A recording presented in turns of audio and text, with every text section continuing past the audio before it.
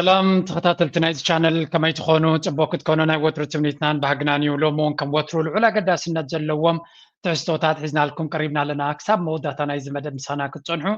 بخبر نقدمكم لايك مقبار شير مقبار إيتوتاتكم بهنات مكفال كم دما أبالات نايز channel كونوا سبسكرايب قبروا نابلكو كذا غريدة نتقولوا تقبروا لنا دقف نايز channel دما بلبنا مسكن ናይሎ ማርስቲ ዕምቆት ዘለዎ ኣብዚ ዋና ዝፍፀም ዘሎ ወገን ኢትዮጵያ ዳርጋ ቅሉዕ ዝኾነ መጠንቀቕታ እውን ክንብሎ ንኽእል ኢና ናይ ኣንፀርፅሮ ደረጃ ክንብሎ ንኽእል ኢና ንዑ ክንርኢ ኢና ኣሜሪካ ፖሊስ ናታ እንታይ ይመስል ክንርኢ ክንፍትን ኢና ብዙሕ ምቅያራት ናይ ፖሊስ ከም ዘለዎም እዩ ዝንገር ዘሎ ከምኡ እውን ናይ ኤርትራውያን ኣገደስቲ ምዕባለታት ሼር ክገብር ክፍትን እየ ስለዚ ምሳና ፅንሑ ሰፖርት ድማ ግበሩ እናበልና let's start with this one. Let's take a look at our top story. US President Donald Trump returned to the White House in January, and since then, he has been waging trade wars and slapping countries with tariffs and visa restrictions, left, right, and center, all in the name of making America great again. And a major part of his campaign has been reevaluating America's partnerships across Africa. Donald Trump انت عينت مراح مخانو ابز حجز لنا درجه مزراب اليونيو مغنياتو مراحتنا افريقيا مراحتنا امريكا نافريكا زلوم صلوا وي ون منغستن مقيار ديو بوليتيكا نبلشاو ديو قال زي بزع زربا زلي يكونن ديلي لايف كم يرتراو دما بقربات فلطيو ابزبن دونالد ترامب نيرترا وين افريكا تراي ديكونه نمول عالم كربش سخل دليتو زغبر نعقات ابل الهجرات كم زلوون زق هذا كنتاتنا نرزلنا نعقات دي خاطب له ولا ناي افهم عربتان نفس خان مدحان امريكان مدحان لنا امريكان مرققا صبر زلو شبدبت كتب له تخليها all this ببوليس درجه نوتهم اب نفسهم تمركزهم زخدو زنبرو انت ابز قربا دبلوماسينا يرترا كزارب كله ات برهان قبر هيوت امباسادرنا يرترا امريكان تايلو زسكي trade not aid زبل مانترا ويجرهم نقدمبر حجز ايكونن اب نقدمبر اب حجز زتوكوري دبلوماسي اين دفننا ايرترا نابلي زارب نيرو افريكا ونكم كونا له الى ايرترا تدفزلا سلازنا دونالد ترامب بوليسي مجمريا اب قرن افريكا بزح صلوا كله كم زخونن نتوم حماق زغبرو زنبر وي ون مسناي دونالد ترامب اجندا مسناي دونالد ترامب بوليسي زي قادو منقد زلو وي ون مرجعاتات ناتو مسناي دونالد ترامب فيت انت زي غيرو سلعناتو ناتو حيلي ناتو اكايدا كبيد مخاني زنقر زلو ولا ولتم تراديشنالي بلمو تريو عبد قفنا امريكا زنبرو كينيا اثيوبيا نيجيريا كالو تاغراتنا افريكا ولو ناب بجكتن حقرات عرب بالعلى زلونتن عرب بفلو يدفاتون مغنياتو جنزوبي انفستيجير لابن نجيب زوح كزارو يتغلنا قبص ديو سعوديه ديو امارات ديو قطر ديو زيوم ابقليوم بجنزب حيزوم على ابقليوم دما انفست قبر بدب سلازلو كمتات ابو ربحانات فليز بلي انت تخالع عالم اوروبا بلو كندا بلو كال بلو كليو زفرارهن تشفشفن زلو حجي بفلاي ناب كينيا زغبرو زلا كايدا دما ግዜን ተረኺቡ ናብ ኢትዮጵያ እንታይ ክገብር እዩ ናብ ካልኦት ሃገራት ኣፍሪካ እንታይ ክገብር እዩ ፅቡቕ ዝኾነ መረዳእታ ናበይ ዝወፅእ ዘሎ መጀመርያ ሓንቲ ኣብ ከባቢና ዘላ ኣዛራቢት ኣርእሲ ዘላ ብኣ ንኣማ ከተሓሓዘልኩም ክምለስ እያ ኣብዚያ ናይ እዚኣ Thank you very much. It's very nice. We're looking into that right now. Good question, actually, and another complex one, as you know, but we're working on that right now. Somaliland. Mr. President, thank you so much. I wanted to ask you. زي تري وزلهم دونالد ترامب كم زعينت ابت اولا كوفي لكلت مراحت عرق نخفتر حدا كابتي دس بلو سراحيو بتبقى باك جراوند تسرح بزح دس يبلونيو مستودات جن كلت مراحت كم زي لهم كفرار مخلو دونالد ترامب دما فتقر ناي سلام كون كله تازفت زفتوا كفال نايتا بريزنت امريكا مخانو زيايا سلازي امونغو اذربيجانن ارمينيان زبهالا هاجرات راشا نخت عرقا نخشم قلنا بزح تسعر نيرا كلتين بزح زسحاب زنبرن امريكا أبي متتتاو جيرا لابز بوتا زيكو كسيريوس بال أبي متتتاو جيرا ندونالد ترامب ني بوتين راشا صلواناتو أبت بوتا كم زحسس جيرا طلع وصيت ناتو دما نزوم كل تمرحتنا 3 عامات بوليتيكاوي متفنان زنبرم أمتين أمريكا سلام أباهيلوم نخلتيوم أمتي عريقوم اتناي أذربيجان مرحبا ما تصبو غير دونالد ترامب سلز فلتون تايز بلزلو ندونالد ترامب نوبل برايس حبوه بقى ناتيا دونالد ترامب كخمس عشر مسالو إذا آيس كريم زي حبوه مزبل كاي اللي بفنشح زبل كما يدبل تا نوبل برايز يهبوه من أنا كسلام رخبنا نيرنا maybe توم ناي نوبل برايس سلمتاي تطوي لما له أنا أتردعنا لو جنس بغي نالبات بزح سلام جبر كاي بلوهلو بزح ناي كالوت أجمعات كفتح حدا فيتو أحسنا تا نوبل برايس كنبا كايلوم ديم ويس زي ساين هبوني نايلوم يوم كمس جبر زلو we don't know مچم إذا أبت أولادات زجبرن زلو كلني زقطر زلو زيادة ما سلام جيرلو እቲ ጉዳይ ብዛዕባ እዚ ዓለም ዝዛረብ ዘሎ ግን ኣብዚ ሓፃር ዘረባ ሰሚዕኩም እንተ ኮይንኩም እንታይ ኢሎም ሓይቶሞ ጉዳይ ናይ ሶማሊላንድ ከመይ ኢኻ ትሪኦ ዘለካ ኢሎሞ ሶማሊላንድ ዝበሃል እዚ ናይ ኣብ ሶማልያ ዘሎ ሓውሲ ኢንዲፐንደንት ክትብሎ ትኽእል ኢኻ ኢንዲፐንደንት ይኮነን ኣካል ናይ ሶማልያ ግን ን30 ዓመት ናቱ መንግስቲ ዘለዎ ናቱ ባጢራ ዘለዎ ናቱ ኣካይዳ ዘለዎ እዩ ካብ ሶማልያ ብዙሕ ተሓዝ የብሉን ግን ኣካል ናይ ፌደራላዊ መንግስቲ ኣካል ናይታ ሶማልያ ዝበሃል ሃገር ስለዚ ነዚ ብኸመይ ኢኻ ትሪኦም ዝበልዎ ንሪኦ ኣለና ኢልዎም እቶም ናይ ሶማሊላንድ ኣክቲቪስትስ ክፍንጭሑ እዮም ዘልዮም ዘለዉ ንሪኦ ኣለና እምበር ወሲና ኣለና ይበለን ግን ንሪኦ ኣለና እዛ ንሪኦ ኣለና ግን እቲ ሶማሊላንድ ብዙሓት ሎቢስትስ ኣለዉ ብዓባይ ብሪጣንያ ይድፋኣሉ ኣሎ ኣሜሪካ ድማ መንጎ መንጎ ትፃወታላ ኣብዚ ጉዳይ እዚ ኣሜን ኣሜሪካ መን ይጠጠው ከብላና ሶማሊላንድ ከም ሃገር ክገብራ እንተኢላ ግን ናተይ ጋምጋም ዝብለኩም ተደጋጋሚ ስለምንታይ ኣሜሪካ ከምዚ ፀወታ ትፃወታላ ምክንያቱ ትርጉም እውን ስለዘይብል ንዓታቶም እንታይ ማለት እዩ ሶማሊላንድ ናበያ ክትከይድ ምስ ቻይና ፅልያ ምስ ካልኦት ሃገራት ካብ ፅልያ ስለዚ ሶማልያ ቢዶም ኣላ ሶማሊላንድ ድማ ናብቲ ኸደ የብላን ኢሎም ሸለል ኢሎም ኣለዉ ባህላዮ ምናልባት ናብ ራሻ ገፃ እንተትኸይድ ወይ ናብ ቻይና ገፃ ክትከይድ ተትፍትን ገለ ነገር ምገበሩ ግን ብናተይ ገምጋም እንተኾነ እቲ ናይ እስራኤል ሎቢ ይኹን ነቲ ካልእ ሓይልታት ናይ ኢማራት ሎቢ ብኢንዳይሬክትሊ ቀፃሊ ኣርቲክል ዝፅሓፍ ሶማሊላንድ ሃገር ክትከውን ኣለዋ መደበር ናይ ኣሜሪካ ብፍላይ መደበር ናይ ወታደራዊ መደበር ናይ ኣሜሪካ ክትከውን ኣለዋ ዝብል ኢማራት ዝደፍኦ ዘሎ ስለምንታይ መደበር ሰሪሑ ስለ ዘሎ ከካርዮ ካይደለ ኣሎ ዘገርም እዩ ኢማራት ሰሪሕዎ ዘሎ ነቲ ኣብ በርበራ ዘሎ ናቫል ናይ ኔቪ ክኸውን ዝኽእል ቤዝ ስለዚ ካብ ጅቡቲ ዘሎ ክሰርቕ እዩ ዘሊ ዘሎ ንጅቡቲ ስለ ዝፀልዓ ከዳኸማ ስለ ዝደሊ ሓይሊ ወታደራዊ መደበር ናይ ኣሜሪካ ብጅቡቲ ዘሎ ገለ ካብኡ ናብ ኢማራት ከምፅኦ ብዙሕ እዩ ዝግዝግዝ ዘሎ እንተኽኢሉ ነቲ ንግዲ ናይ ኢትዮጵያ ኣብ ጅቡቲ ዘሎ እውን ናብ በርበራ ከምፅኦ እዩ ዝፅዕርቲ ኢማራት ምክንያቱ ምስ ጅቡቲ ዓብ ፅልኢ እዩ ዘለዎ ሓደ ካብቲ ወደብ ናይ ጅቡቲ ስለተሰጎገ ኣብ ዓሰብ ፕሬዚደንት ኢሳያስ እውን ኢልዎ ነይሩ ትዝክርዎ ተኮይንኩም ድሓን ናብኡ ተመሊስና ክንሪኦ ኢና ትካልእ ብዙሕ ዘተሓሓዝ ነገራት ኣሎ በዚ ኮይኑ በቲ ኣብዚ ጉዳይ ናይ ሶማሊላንድ ኣሜሪካ ትሰርሓሉ ከም ዘላ ናበያ ክትውስን እንታይ ክኸውን ትውሳነ ኖበዲ ነወስ ግን ስቲል ንሰርሓሉ ኣለና ኣብ ኣጀንዳና እንትናሎ እናበለ ተዛሪብሎ እዚ ከዓ ሓደ ካብቲ ኣዛራብ ኣርእስቲ ኣብ ዞባና ኮይኑ ዘሎ እዩ ናብሎ ዝገባር እዚ ኣሜሪካ ኣብ ሶማሊላንድ ትገብሮ ዘላ ኣካይዳ ንርኢ ኣለና ተመሊስና ኣሜሪካ ከም ፖሊሲ ደረጃ ኣብ ኣፍሪቃ ትገብሮ ዘለካ ንርኢ ከተሓዘልኩም እየ ናይ ኢማራት በዚ ሓደ ንኣሜሪካ ትስሕብ ዘላ ዶ ትመስል ኣላ ኖ ብግምጣሉ ድማ እንታይ የጋጥም ኣለውን ክንርኢ ኢና So let's go back to this story.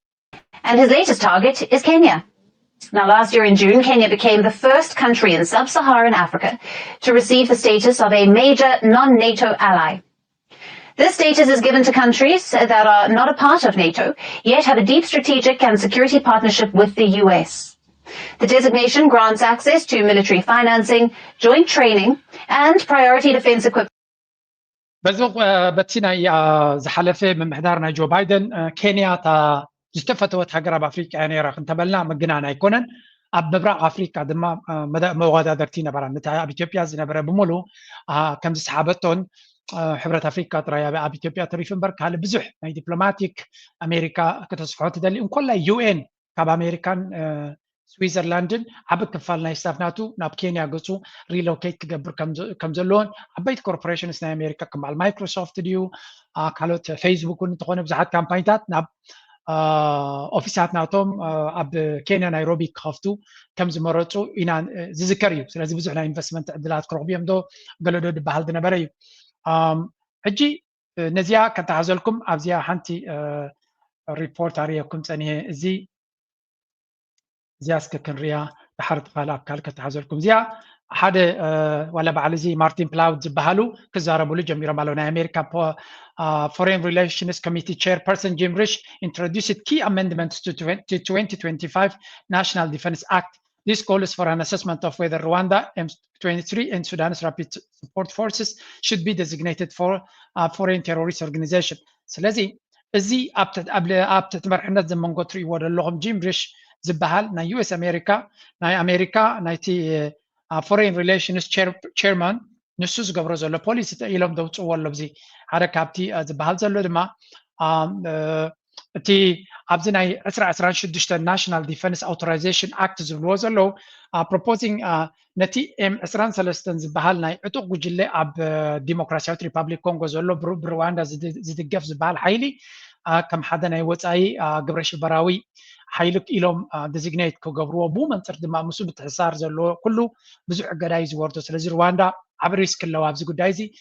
ልክዕ ከምኡ ድማ ነዚ ናይ ሱዳን RSF ዝበሃል እውን ናይ ወፃኢ ግብረ ሽበራዊ ሓይሊ ኢሎም ክብልዎ ከም ዘልዩ ዘለዎ ዝንገር ዘሎ እዚኦም ክልቲኦም ሓይልታት ናይ ዲሞክራሲ ናይ ሩዋንዳ ድሓር ንግደፎ ኣብ ከባቢና ግን RSF እንድሕሪ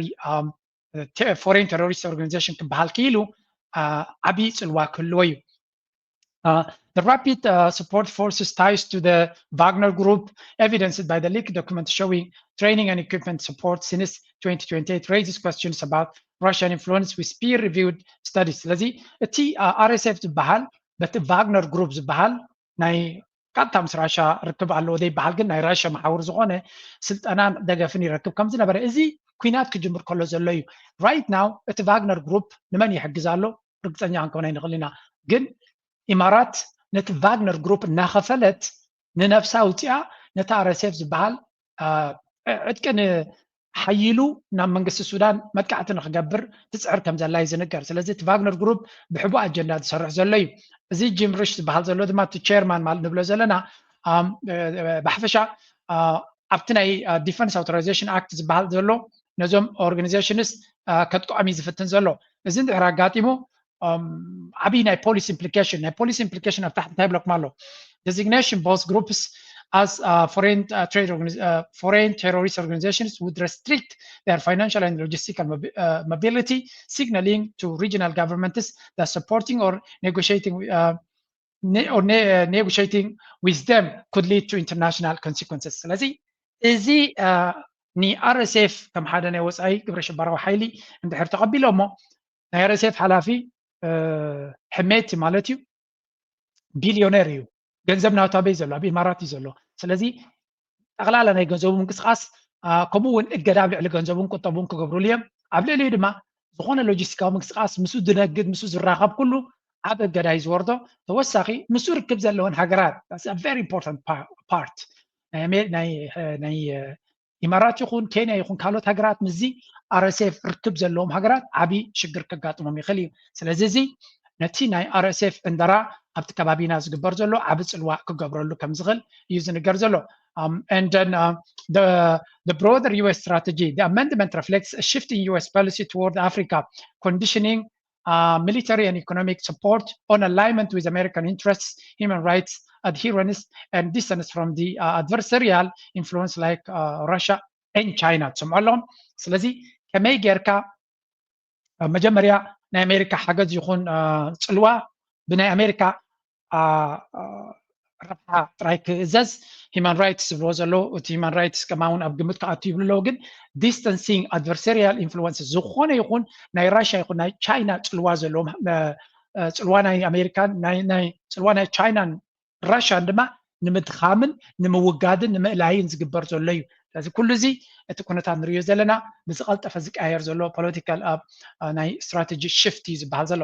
ውፅኢት ናቱ ሓንቲ ብዚኣ ብዝሰፊሑ ትዝረብ ዘላ ጉዳይ እዚ እውን ኣገዳሲ እዩ ብሰፊሑ ይዝረብ ምህላው has just claimed to have shot down a UAE aeroplane. This is fire right now. Sudan, this country, right? They've shot a UAE airplane. Why? Because they're accusing it of supplying weaponry to rebel groups. This is crazy stuff. What's up, everybody? I hope you're doing good. It's a beautiful day. Thank you very much for again እዚ ዜና እዚ ቫይራል ይኸውን ምህላው ልዑል ኣገዳስነት ዘለዎ እዩ ሱዳን ናይ ኢማራት ነፋሪት ዕሱባት ወታደራት መርሰነሪስ ሒዛ ናብ RSF ገፃት ወርድ ዝነበረት ኣብ ኒያላ ዝበሃል ናይ ዳርፎር ኣውራጃ ሓሪማ ከም ዝሃረመታን ውፅኢት ናቱ ድማ ብዙሕ ኣዛራብ ኣርእሲ ኮይኑ ኣሎ እዚ ኣዛራብ ኣርእሲ ምዃኑ ድማ ናይ ኢማራት ጉዳይ publicly ኣብ ሚድያ ብዝሰፍሐ መልክዕ ክዝረብ ከሎ ተገዳስነት ኣለዎ እዚ ድማ ነቲ ኢማራት ተፃወቶ ዘላ ተራ ፓብሊክ እናኾነ ወይ እውን ብዙሕ እናወፀ ድሕሪ ከይዱ ኢማራት ካብ ቱሪዝም ይኹን ካብ ካልእ ብዙሕ ረብሓ ዘለዋ ስለ ዝኾነት ኣሉታዊ ስእሊ እቲ ምስሊ ናታ ደም ይፅየቕ ስለ ዘሎ እቲ እከይ ተግባራታ ኣብ ህዝቢ ይኣቱ ስለ ዘሎ ህዝቢ ቦይኮት ክገብራ ይኽእል ወይ እውን ከወግዳ ይኽእል እዩ ናብኣ ምኻድ ክገድፈ ይኽእል እዩ ውፅኢት ናይዚ ኩሉ ንሪኦ ዘለና ድማ እቲ ኢማራት ዝበሃል ዘብለጭልጭ ብካበይ ዝመፀ ገንዘብ ምዃኑን ብኸመይ መንገዲ ይጠርቕ ከም ዘሎን ካብ ምንታይ ዝትብገስ ሃብቲ ምዃኑን ምግንዛብ የድሊ ዓለምና መጠን ነዚ ፈሊጣ ስጉምቲ ክትወስድ ጀመረት መጠኑ ድማ እቲ ኢማራት ዝበሃል ምናልባት ጥንቃቐ ዘለዎ ኣካይዳ ንክኸይድ ክግደድ ይኽእል ይኸውን እዩ ብርግፅ እዚ ነገራት እዚ ፅልዋ ንኸይመፆ ብዙሕ ነገራት እዮም ዝፅዕሩ ዘለዉ ንኣብነት እንታይ ይገብሩ ኣለዉ ንኣሜሪካ ብዶናልድ ትራምፕ ብገንዘብ ክገዝእዎ ትሪልዮን 1.4 ትሪልዮን ኢንቨስት ክንገብረልካ ኢና ኩሉ ነገር ትደልዮ ክንገብረል ኣብቲ ሃገር ኢንቨስት ክንገብር ኢና ደቅኻ ትካላትካ ኣብዚ ኢማራት ኣብ ዱባይ ድዩ ኣብ ኣቡዳቢ ድዩ ሆቴላት ንክገብሩ ክንሕግዞም ኢና እናበለት ትሰርሖ ዘላ ኩሉ እዚ ውፅኢት ናይቲ ንሪኦ ዘለና እዩ ስለዚ ኣብ መወዳእታ ኢማራት ብዓለም ደረጃ ተፃቦ እንተመፂዋ ምስ ረብሓናታ ድማ ነቲ ቁጠባናቶም ነቲ ምንጪ ሃብቶም ድሕሪ ከዳኽሞ ጀሚሮም ወይ እውን ክሓስዮ ጀሚሩ ፖሊሲ ክትቀይር ትኽእል እያ ከመይ ኤርትራዊ ኮንካ ክትሪኦ ከለካ ናይ ኢማራት ፖሊሲ ምቕያር ወይ እውን ጥዕና ዘለዎ ፖሊሲ ክትክተል ተጀሚራ ከባቢና ሓውሲ ሰላም ክረክብ እዩ እቲ እንኮ ክፋእን ዕንደራን ዝኸይድ ዘሎ ኣብዚ ከባቢና ኣብዚ እዋን እዚ ኢማራት እዩ ካልኣይ ምናልባት ቱርኩ ክትብለ ትኽእል ኢኻ ቱርኩ ግን ድሩት እዩ ዘሎ ድሩት ምንቅስቃስ እዩ ኣብ ሶማልያ ገለገለ ክትሪኦ ትኽእል ኢኻ ፅዋሪ ሸይጥ ክትብል ትኽእል ኢኻ ከም ኢማራት ፈንጠዝያ ዘለዎ ኣካይዳ ኣሜሪካውን የብሉን ኣብዚ እዋን እዚ ስለዚ እቲ እስራኤል እንዲኹም ዝገብር ዘሎ እስራኤል ንባዕሉ ተታሒዙ ስለ ዘሎ ፅንሕ ኢለ ክርየ ነዚ ኢማራት ፈንይዎ ዘሎ ንሱ እንዲ ዝበሃል ግን ብሓፈሻ እቲ ንሪኦ ዘለና ኩነታት ልዑል ኣገዳስነት ዘለዎ ኮይኑ ይስማዓኒ ንዓና እቲ ናይ ኢማራት ነገር ናባና ከየልገብዎ እንድሕሪ ከይዶም ሕማቕ ስለ ዝስምዖም ካስምዑ እዚ War in Tigray never really ended. It just changed weapons. Guns were traded for shovels, soldiers turned to smugglers, and now billions in blood-stained gold are flowing straight into the hands of foreign powers. And at the heart of it all, the United Arab Emirates. Welcome to Simonenia Spotlight, your front row seat to the Horn of Africa's most explosive secrets, taking the very core of Ethiopia's war-torn north. From the ashes of a brutal conflict in Tigray rises a deadly new gold rush. One that's enriching warlords, exploiting ex-soldiers, and funneling billions. እጂ እንታይ እዮም ዝብሉ ዘለዉ ኣብዚ ብሓፈሻ እቲ ኩናት ናይ ትግራይ ካብ ተኽሲ ናብ ናይ ወርቅን ሽፍትነት ከም ዝተቐየረን እቲ ወርቂ ድማ ከም ትሪእዎ ዘለኹም ኣበይ ብፀሊም ተሰሪቑ ካብ ትግራይ ናብ ኢማራት ይኸይድ ከም ዘሎን ቤን ገይሩ ይኸይድ ኣለካ እዮም ዝብሉ ኣብቲ ክስናቶም ብኤርትራ ገይሩ እዩ ዝወፅእ ዘሎ እዮም ዝብሉ ብርግፅ ብኤርትራ ክኸውን ከም ዘይትርግፀኛ እያ ምክንያቱ ካብ ትግራይ ብሱዳን ክኸይድ ዝኽእል ብዝበለፀ ብሱዳን ይሽየጥ ስለ ዘሎ እዚ ኢማራት ምስ ኤርትራ ርክብ የብላን ስለዚ ብመንገዲ ኤርትራ እዩ እቲ ወርቂ ዝወፅእ ዘሎ ዝበሃል ብኣይ ወገን ተቐባልነት ክህልዎ ይክእልን እዩ ግን ነታ ዘረባ ንመራጎዲ ንምንታይ እንታይ እዮም ዝጥቀሙ ሓደ ቢዝነስማን ትግራዋይ ኣሎ ኣብ ኤርትራ ኣብ ኣስመራ ዝመላለስ ዘሎ ንሱ ድማ ኣብቲ ናይ ወርቂ ንግዲ ምስ ኢማራት ኮይኑ ዝሰርሕ ዘሎ እዮም ዝብሉ ኢማራት ምስ ኣብያ ትሰርሕ ዘላ እንድሕር ደልያ ቀጥታ ካብ ኢትዮጵያ ዘይትወስዶ ኣሜን እቲ ተረፈ ወርቂ ሙሉእ እኮ ናብ ኢማራት እዩ ዝኸይድ ዘሎ ናይ ኢትዮጵያ ወርቂ ሙሉእ ኢማራት እያ ትገዝኡ ዘላ ስለዚ ከመይ ገይሩ ካብ ትግራይ ተሰሪቑ ናብ ኢማራት ክኸይድ ዝኽእል ብመንገዲ ዓቢ ብዝበለፀ መንገዲ ክመፅኦም እናኻለ ከሎ again they always find a way to connect things to Eritrea ኩሉ ግዜ ጠማዚዝካ ሸናኺርካ ነቲ ነገር ምስ ኤርትራ ከተተሓዞ እንድሕር ኽኢልካ ኣብዩ ዘሎ ትረብሓ ዝብል ኣብዩ ዘሎ ትቐንዲ ኣጀንዳ ዝብል ዘረባ ስለ ዘሎ እዩ ብኣይ ወገን እቲ ፋንታዚ ንኤርትራ ንምፅላም ዴሞናይዝ ንምግባር ንኤርትራ ኣካል ናይቲ ሽግራት ንምግባር ዝጥቀምሉ ሜላ እዩ ብዝኾነ እቲ ኩናት ናይ ትግራይ ሕጂ እውን ብዝተፈላለየ መንገዲ ይቕፅል ከም ዘሎን ብካልእ መንገዲ ይግበር ከም ዘሎን እዮም ዘተሓዝዎ ዘለዉ ኢማራት እቲ ወርቂ ይኹን ካልእ ሃብቲ ናይ ኢትዮጵያ ንሰያ ትምዝምዞ ዘላ ኣኬትኩም ምስ ኢማራት ብቐጥታ እንተተዛረብኩም ዝሓሸ ኮይኑ ይስማዓኒ እዚ ሕጂ ኩሉ ዝረኣናዮ ባክግራውንድ ስቶሪስ ኢና ንርኢ ዘለና ኬንያ ኣካል ናይቲ ዓብይ ሽግር ወሪድዎም ዘሎ ኩነታት እውን ኮይና ኣላ ሕጂ let's switch እዚ ኩሉ ኣብ ግምት ጌርና ክንዛረብ ፀኒና ናብ ኢትዮጵያ ንመለስ ኢትዮጵያ ዝብልዎ ዘለዎ ስምዑኻ ምንታን ናይ ኢትዮጵያ ዝያዳ ክበርሃልና ስለ ዘሎ ያለው የመጨረሻውን ሙከራ ለማስቀረት የመጨረሻውን ሙከራ በማድረግ ላይ ይገኛሉ። በዚህ የመጨረሻ ሙከራቸው 6 ስልቶችን ለመጠቀም እንደተነሱ ምክር ቤታችን ገምግሟል። እነዚህ ለግድያ የሚፈላለጉ ኃይሎችን በጥቅም ማስተሳሰር፣ ኢትዮጵያን በሁከት ውስጥ ማቆየት፣ በመልካም አስተዳደር ችግር የተነሳ የሚፈጠሩ የህዝብ ቅሬታዎችን ለአመጽ መጠቀም፣ ብሶት ቀስቃሽ አጀንዳዎችን ማራገብ፣ ሚዲያዎችን የሁከት መቀስቀሻ መሳሪያ ማድረግ እንዲሁም በውጭ ምንዛሬና በሸቀጦች በኩል የኢኮኖሚ አሻጥርን መስራት ናቸው። ከም ትሪዎ ዘለኹም እቲ ብልጽግና ፓርቲ ዝበሃል ሓደ ዓቢ ካውንስል ናይቲ ብልጽግና ፓርቲ ዝበሃል ተኣኪቡ ሓደ ብርትዕ ዝበለ መልእኽቲ ዳርጋ ናይ ቀሊፀ ተስፋውን ክትብሎ ትኽእሉ ኢኹም ናይ ኣንፀር ፅሮት ክትብሎ ትኽእሉ ኢኹም ሰፊሕ ዝኾነ ወይ እውን ሕሪር ዝኾነ ሓያል ዝኾነ ክስቲ ኣመስሪቱ ኣሎ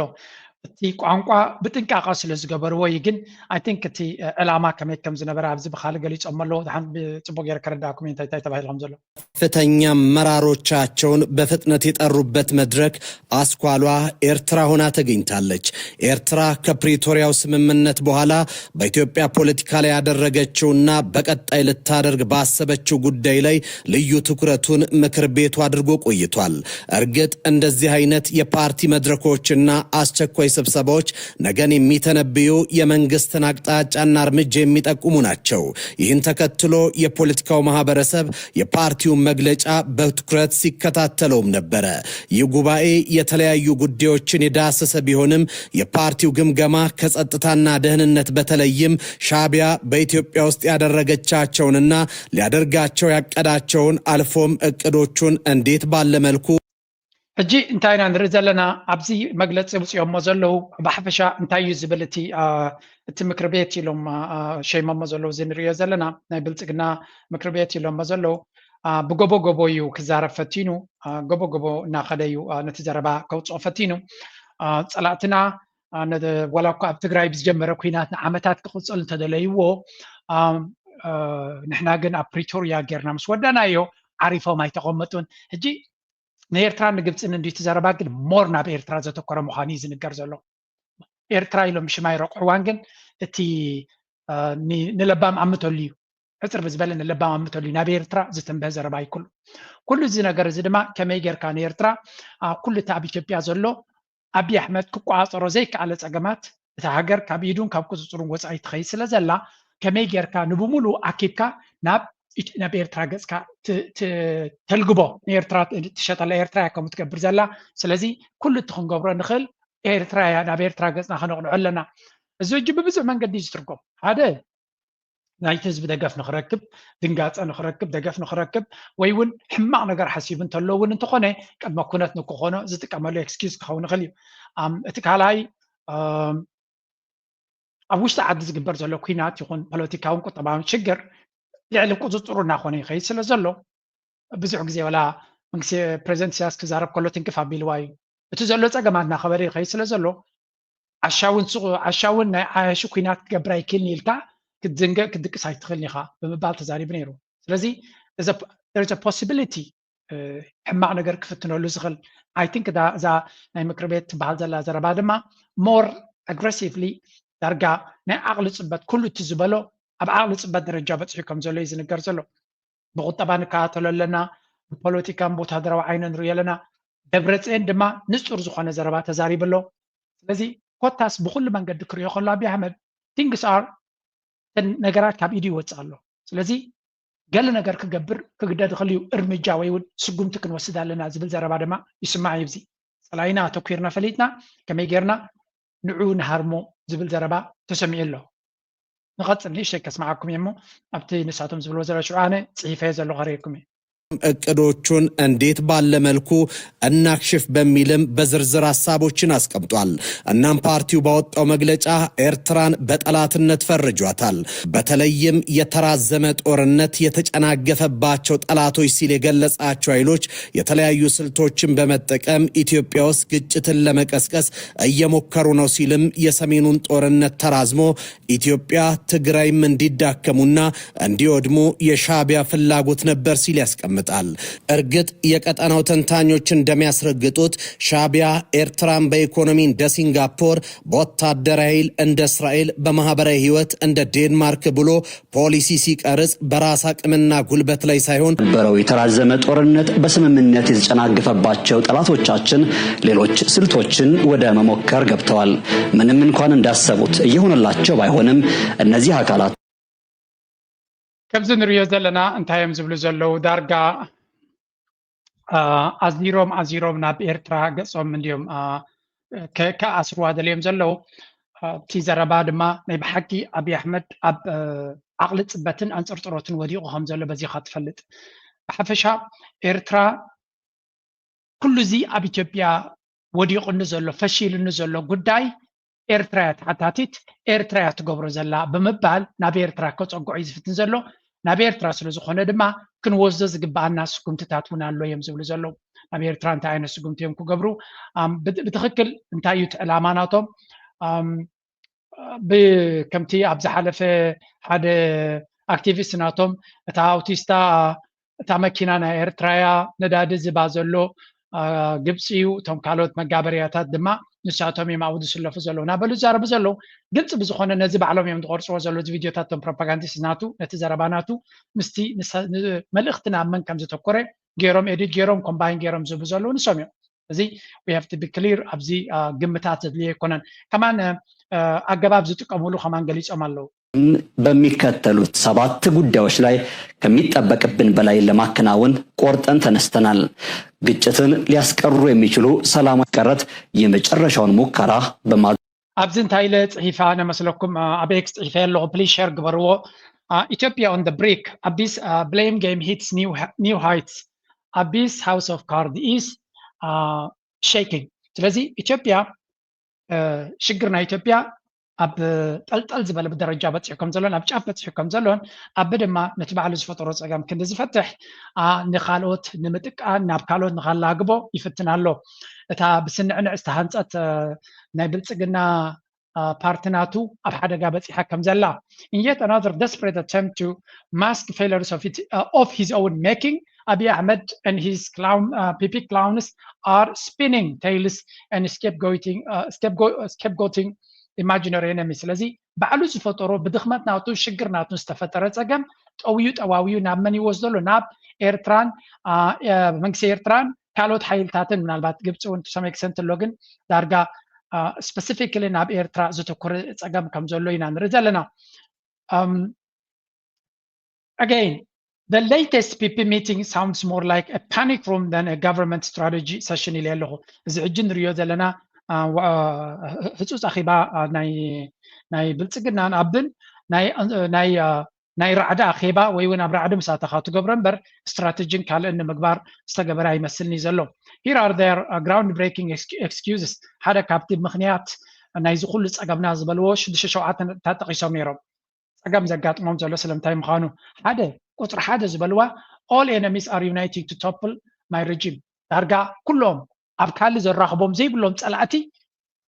ብሓደ ኮይኖም ንክፋእ ናይ ኢትዮጵያ ንዓይ ካብ ስልጣን ንምላይ ተኣኪቦም ኣለዉ እያ ተዘረባ ንስኹም ይበላን እቶም ፀላእቲ ናይ ኢትዮጵያ ንምፍራስ እዩ ዝብል ግን ንዑ ንምእላይ ኢትዮጵያ ንምፍራስ ዝሰርሕ ሓይሊ የለን ምክንያቱ ኢትዮጵያ ፍሪሳ ረብሓታታ እውን ብዙሕ ስለ ዘይኮነ ስለዚ ከም ትሪእዎ ዘለኹም ኩሎም እቶም ፀላእቲ ናተይ ባዕሉ እውን ተኣሚኑ ማለት እዩ ኩሎም ፀላእቲ ናተይ ሓቢሮም ይሰርሑ ኣለዉ ክብል ጀሚሩ ኣሎ ነታ ንሱ ዝበላ በአምሓርኛ ብእንግሊሽ ገይረ የውፅያ ዘለኾነ ብርግፅ ከምቲ ንሱ ዝበሎ ዘይኮነስ ከምቲ ክውንነት ዝኾነ ጌርኻ ስለዚ እቲ ኢንተርናሽናል ኦዲየንስ እንታይ ክሰምዕ ከም ዘለውካ ክንፈልጥ ኣለና so that's why ድማ ዝሸር ክግበር ኣለዎ ዝብል ዘለኹ they want Ethiopia in permanent chaos ንኢትዮጵያ ኩሉ ግዜ ኣብ ናይ ቀፃሊ ዕግርግርን ሽግርን ክትህሉ እያ ዝደልያ ንስኻ ኢኻ ከምኡ ትገብራ ዘለኻ ይትሓቂ አብይ አሕመድ እዩ ናምሓሩ ዝጭፍጭፍ ዘሎ አብይ አሕመድ እዩ ኣብ ኦሮሞ መዓት ሽግራት ፈጢሩ ዘሎ ክነግረኩም እየ ካል ናይ ኦሮሞ ክኢላ ዝበሎ ኣብ ኦሮሞ ብዙሕ ሽግር እዩ ዘሎ ኢሉ ውሽጢ ኦሮሞ እቲ ናይ ወለጋ ኦሮሞን ናይ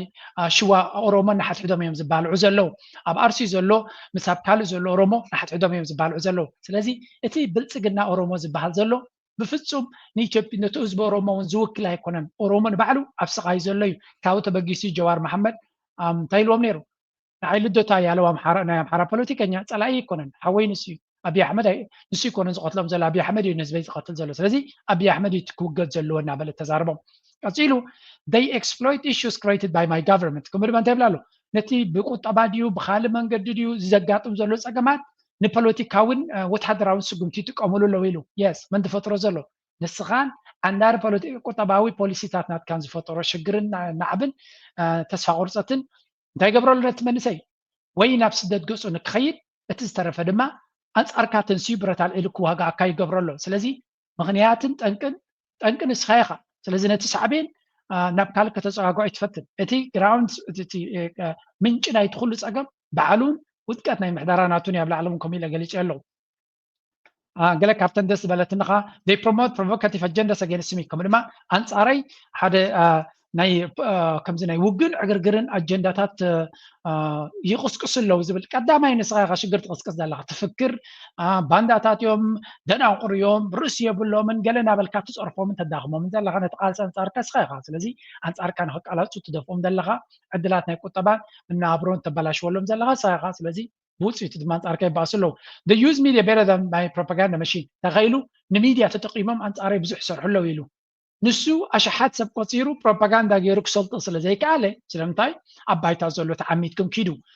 درجة بعمو تخدوا من قدم روتسو كاب عينهم ريهم تخدوا لهم يجيب لهم زلو زغا شبك قبلي كالي كمر ما تكون طباوي ودكاتون حما بوليساتون زفترو نوسي نوع تقييمهم ناي بوليتيكا اجندا يقبروا له حكايم دموز وحيدنا حجزنا انتبلوا مسارحنا جواركم يبلهم ممهران كفينا يلوم لان كان دموز سلسته وحده يوصلوا قال لي يوصلوا مع تقامات يزلوا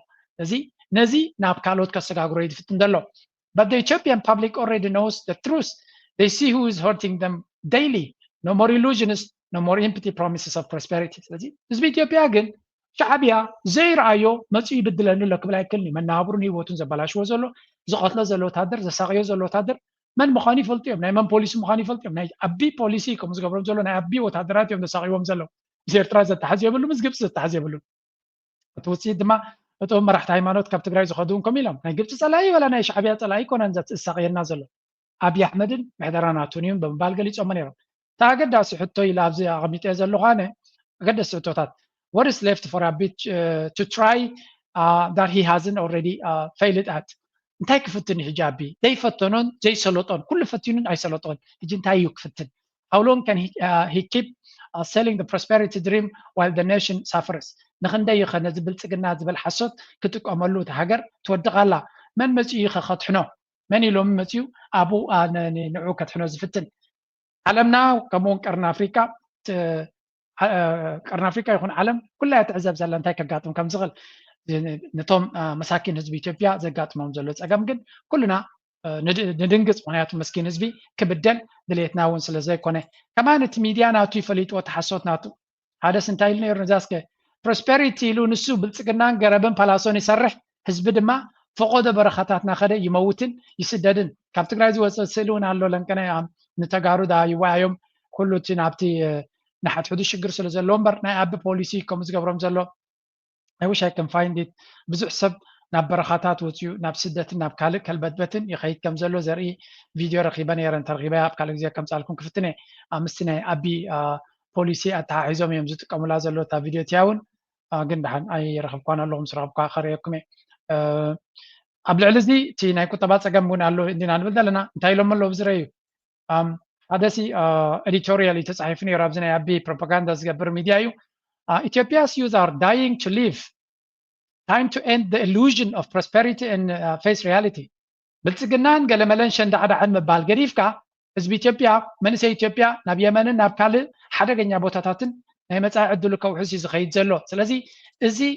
ጎደናታት ኣፃሪኻ በለጭለጭ ዝብል ሃኒፅካ ትገብሮ ዘለካ ኢሉዥን ክትቆትለ ፈትን ኢሎም በዚ ዝኸውን ነገር የለን ነገራት ፋሒልካዩ ኣብ ባይታ ረጊፅካ ነቲ ክውንነት ከተንብብ ፈትን ህዝቢ ኢትዮጵያ ሕማቕ ዘጋጥሞ ዘሎ ይብሉ ኣሎ ኣብይ ኣሕመድ ግን ኣናደር ስፕላሽ ገንዘቡ ዝርከቡ ገንዘብ ከምዚ እናገበረ ንሳቶም ኣብዛ ደሴት ናይ ብልፅግና ከም ትሪእዎ ዘለኹም ናይ ኣብ ባሃማስ ኣብ ካሪቢያን ዘሎ ሪዞርት ሲ ዝመስል እቲ ቦታታት ብሚልዮናት ዝቁፀር ህዝቢ ከዓ ዝብላዕን ዝስተን ስኢኑ ዝሳቀ ዘሎ እዩ ኣብን ኣዳኸርቱን ድማ መዓልታዊ ባድላ እናቀየሩ ከም ትሪእዎ ዘለኹም ናይ ብሓቂ ስፔሻል ላይፍ ከም ዘለዎም I mean, it is crazy. It is what it is. أبزي كم زيب له جوار محمد كنت هيلو سينير مثلكم زيارة أيوة كنت عازلكم سلسلة أبزي جوار محمد هيلو سيلو ميرو. Just think about it. With this high cost of living, 3 months without salary. إزوم 3 ومز لهم أبحدا بوتا ناي إثيوبيا يو كل الزون قال ما ليلو يتقيس ولا أبو 3 ورحي دموز يوصلوا دموز كان ناوست كان ناخذ نبر كبيد أبزلوا له جزء نسلست ورحي دموز يوصلوا بجاخد دمسقونا لنا يلوم سردوا لي نابليد زارب زلوا تي جازين ناب تهجر زلوا تي ناي شجر ناي بوليتيكان ناي طبعا أجمع تفتير زلوا ناي بحكي ناب دراماتيك من قدك خي كم زغل زار بزوج ملكتات نرلنا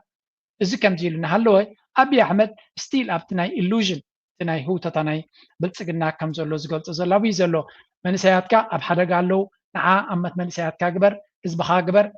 كيناتون ورا كيناتن يدفعنا له نعانعو مفتح دليلو يبلو له تم مهوراتنا يتعدي كيلاتاتنا يتعدي أبقن كم زاتري وازل لهم أبزع بلج لج كنبري له أجي إزتي بدرجة عالم زلون ريو زلنا إسكي إزي بدرجة أبين كبابيون زلوني إسكابتنا عالم زينا كنزورينا وهنياتو مزي بزوزة تحاز نقراتو نير.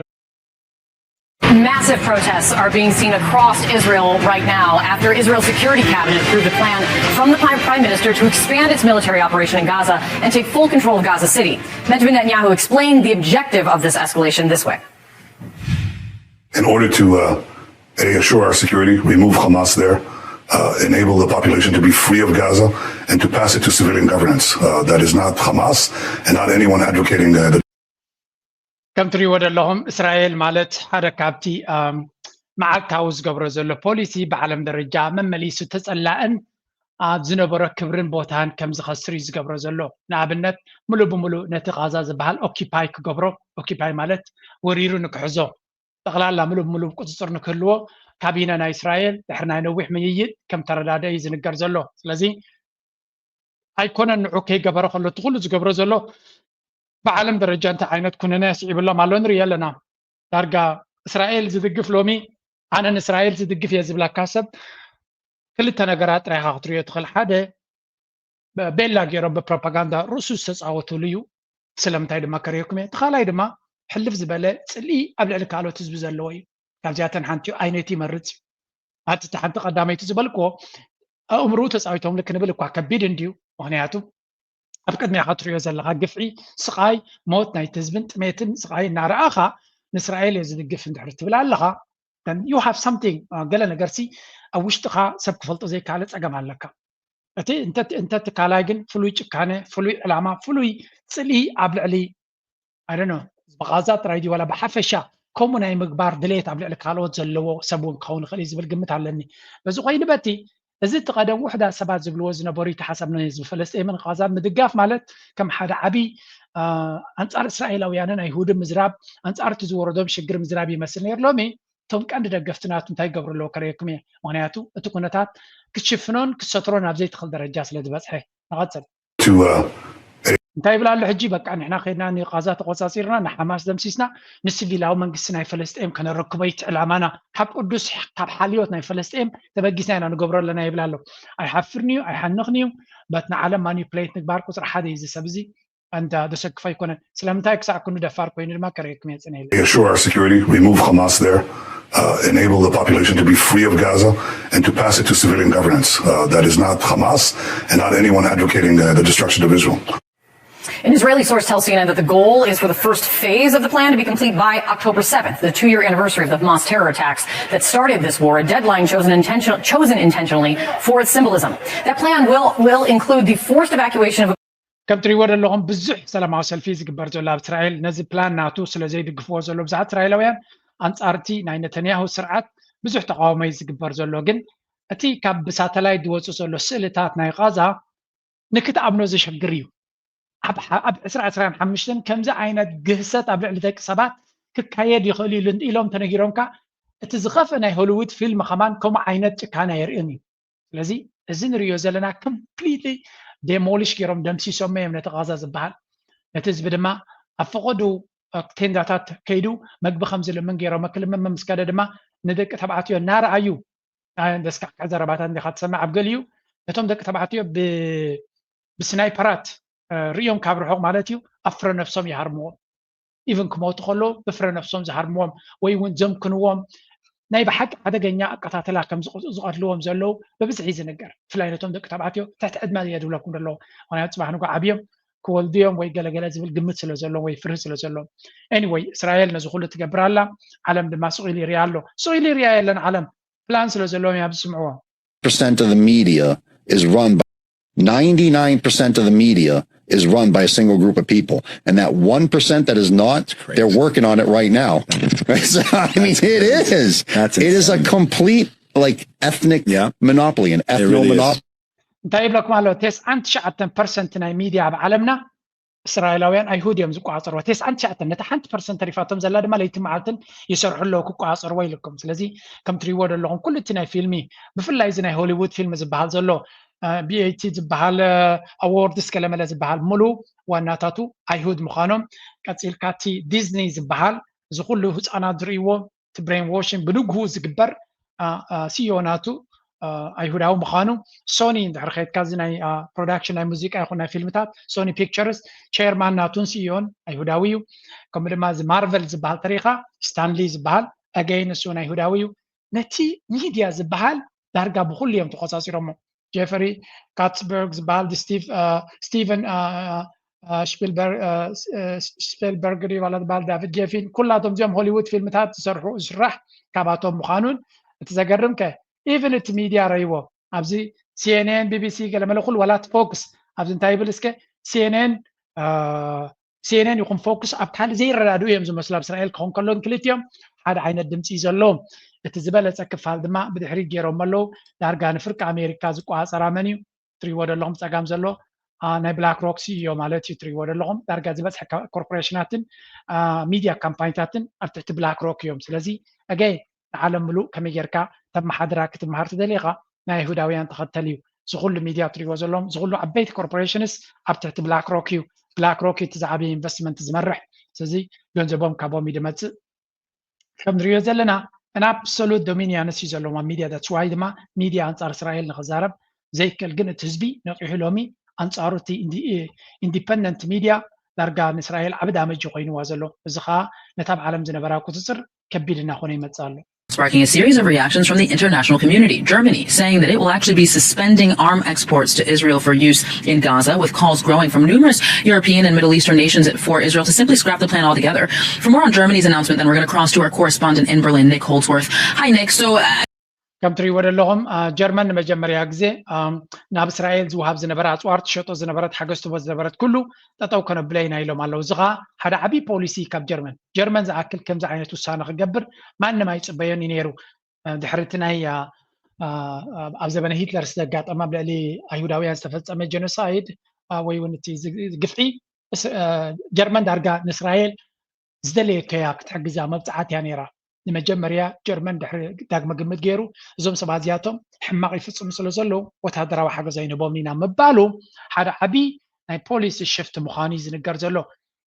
جرمن كمان كم خد جبر تخيله تخال عالم ناي مقبار زلو وي اسرائيل نخنصلا زلو تخلو ان عبي خيت كم زلو رقصنا تميديا سلازقوا عصر ناي تزبريتوتات كعب وبزح يم تفتنو زلو ازغن اسرائيل كم زعينا شجر كقطما نتنياهو كم زعينا شجر كقطما خلو أبكال علامات زجبر بفلا بعلى إرترا زجبر حدا جنيا كايدا كساكن دي درود كون كم زغلن كساكن دي نسون فوكس ناتابو ويون أتوكرو ناتابو كون كم زي كل اتن نتنياهو سمايتك أسجر وزلو دما تخالاي كفالي دونالد ترامب. Donald Trump has made a career out of playing the tough guy. Europe, tariffs. India, tariffs. Japan, Indonesia, the Philippines, again tariffs. But when it comes to China, that swagger slowed down. The US-China trade war was the crown jewel of Trump's economic nationalism. He started with 10% tariffs. He took ما هند ميديا أنا بحق زجرم كنتاتنا نرزلنا دونالد ترامب كاب تشاينا كم زفره زلوا حجيد ردهم زلوا بزعق زينة تزاريبنا تشاينا استراتيجي زلوا هاجريو تشاينا نكتفره دما حدا بحنت فيس كامل حزبي قبل ما سكب زخليو أورجنايز زخون هاجريو ودابيناتو مودادر تزيبليو انتاي سكيب الأمريكاويان نايسي هاي صراحة نيازنا أب عالم زبالة أسلا زلوا هاجر بني عيلو ممزعت بيزي سب أي تناي ናይ እስራኤል ሞሳድ እዮም ዝብሉ እስራኤላውያንን ኣይሁድን እዮም ቶም ዝበለጹ ስለያ እዮም ዝብሉ ግን እቲ ዝዓበየ ስለያን ዝበርትዕ ስለያ ናይ ቻይና እዩ ዝበሃል ስለምንታይ ነፍሲ ወከፍ ቻይናዊ ንሃገሩ ኩሉ ዝከኣል እዩ ዝገብረላ መምህር ድዩ ኢንጂነር ድዩ ዶክተር ድዩ ሓረስታይ ድዩ ናይ ህንፃ ሰራሕተኛ ድዩ ነፍሲ ወከፍ ቻይናዊ ዋላ ክልተ ወለዶ ናቱ ኣብ ኣሜሪካ ይቀመጥ ኣብ ኤውሮጳ ይቀመጥ ቻይናዊ እዩ that's why ኣብ ዝኸድዎ ቻይና ታውን ዝበሃል ቦታ ዝምስርቱ አይደንቲቲ ናቶም ታሪክ ናቶም ሓርካ ሃርሞን ኣሎ እቲ ቻይና ሲ ዝበዝሐ ሓደ ዓይነት ዓሌት እዩ ብጀካ ኣለዎም ካልኦት ግን ዝበዝሐ ክፋል ቻይናዊ ሓደ ቋንቋ ሓደ እምነቱ ስለዚ እዚ ኣብ ሓገዝ እዩ ዘለዎም ንዓም ነዚ ድማ ቻይና ለይቲ መዓልትና ክትቋፀሮ ወይ እውን ዝርገት ንኸይኣትዎ ለይቲ መዓልትና እዮም ሰርሑ ህንዲ ካብኦም ይበዝሑ ኣብ ህንዲ ግን ቋንቋ ጥራይ ኣይደኖ ሱሳዲ ሰብዓይ ዘለዎም ነፍሲ ወከፍ ድማ ናቱራል ኣሎ ኣስላም ኣሎ ሂንዱስ ኣሎ ክርስቲያን ኣሎ ካልኦት ኣሎ ኣብ ሓትሕዶም ድማ ብልሽውና ኣሎ ግዕዚና ኣሎ ሃብታማት ሰማይ ጠቀስ ሃብቲ ሒዞም ድኻታት ድማ ኣፈቐዶ ኣብ ህንዲ ዘሎ ድኽነት ኣብ ካልእ ዓለም የለን ኣሲምፕል ኣስ ኣብ ህንዲ ዘሎ ድኽነት ኣብ ዝኾነት ይኹን ሃገሮም ክትረኽበ ይትኽእል ኢኻ ምክንያቱ ብቓላት ክግለጽ ዘይክእል ደረጃ ድኽነት ኣለዎ ስለዚ ምስ ቻይና ክወዳደሩ ይክእሉን እዮም ሕጂ እንታይ ዝስምዖም ዘሎ ኣሜሪካ ንኽትፈትዎም ኢላ ነዊሕ እዋን ቀፂሎም ማይ ዓሚቖም ተሪፎም እቲ ናይ ቻይና ድማ የገርሞም ኣሎ ዶናልድ ትራምፕ ግን ንህንዲ ስለምንታይ ምስ ራሽያ ሰሪሕኩም ኢሉ ዝቐፅዖም ዘሎ ስለምንታይ ምስ ፑቲን ትሰርሑ ኣለኹም ይብሎም ኣሎ ንስኹም እንታይ ይገብር ኣሎ ኣብዚ ስሙ We begin with some news just coming in. Donald Trump says he'll meet Vladimir Putin next Friday in Alaska to discuss ending the war in Ukraine. The Kremlin has not confirmed the date and venue of the summit, though. It will be their first meeting since the US president's return to office in January. Today's announcement coincides with the deadline Trump set for Russia to end the war or face new punitive actions. ከም ንሪኦ ዘለና ኣብ መንጎ ራሽያን ኣሜሪካን ኣብ መንጎ ዶናልድ ትራምፕን ፑቲንን ፍሉይ ርክብ ክግበር ምዃኑ ኣበይ ክኸውን እዩ ዝርክብ ድማ ብዙሕ ኣዛረብ ነይሩ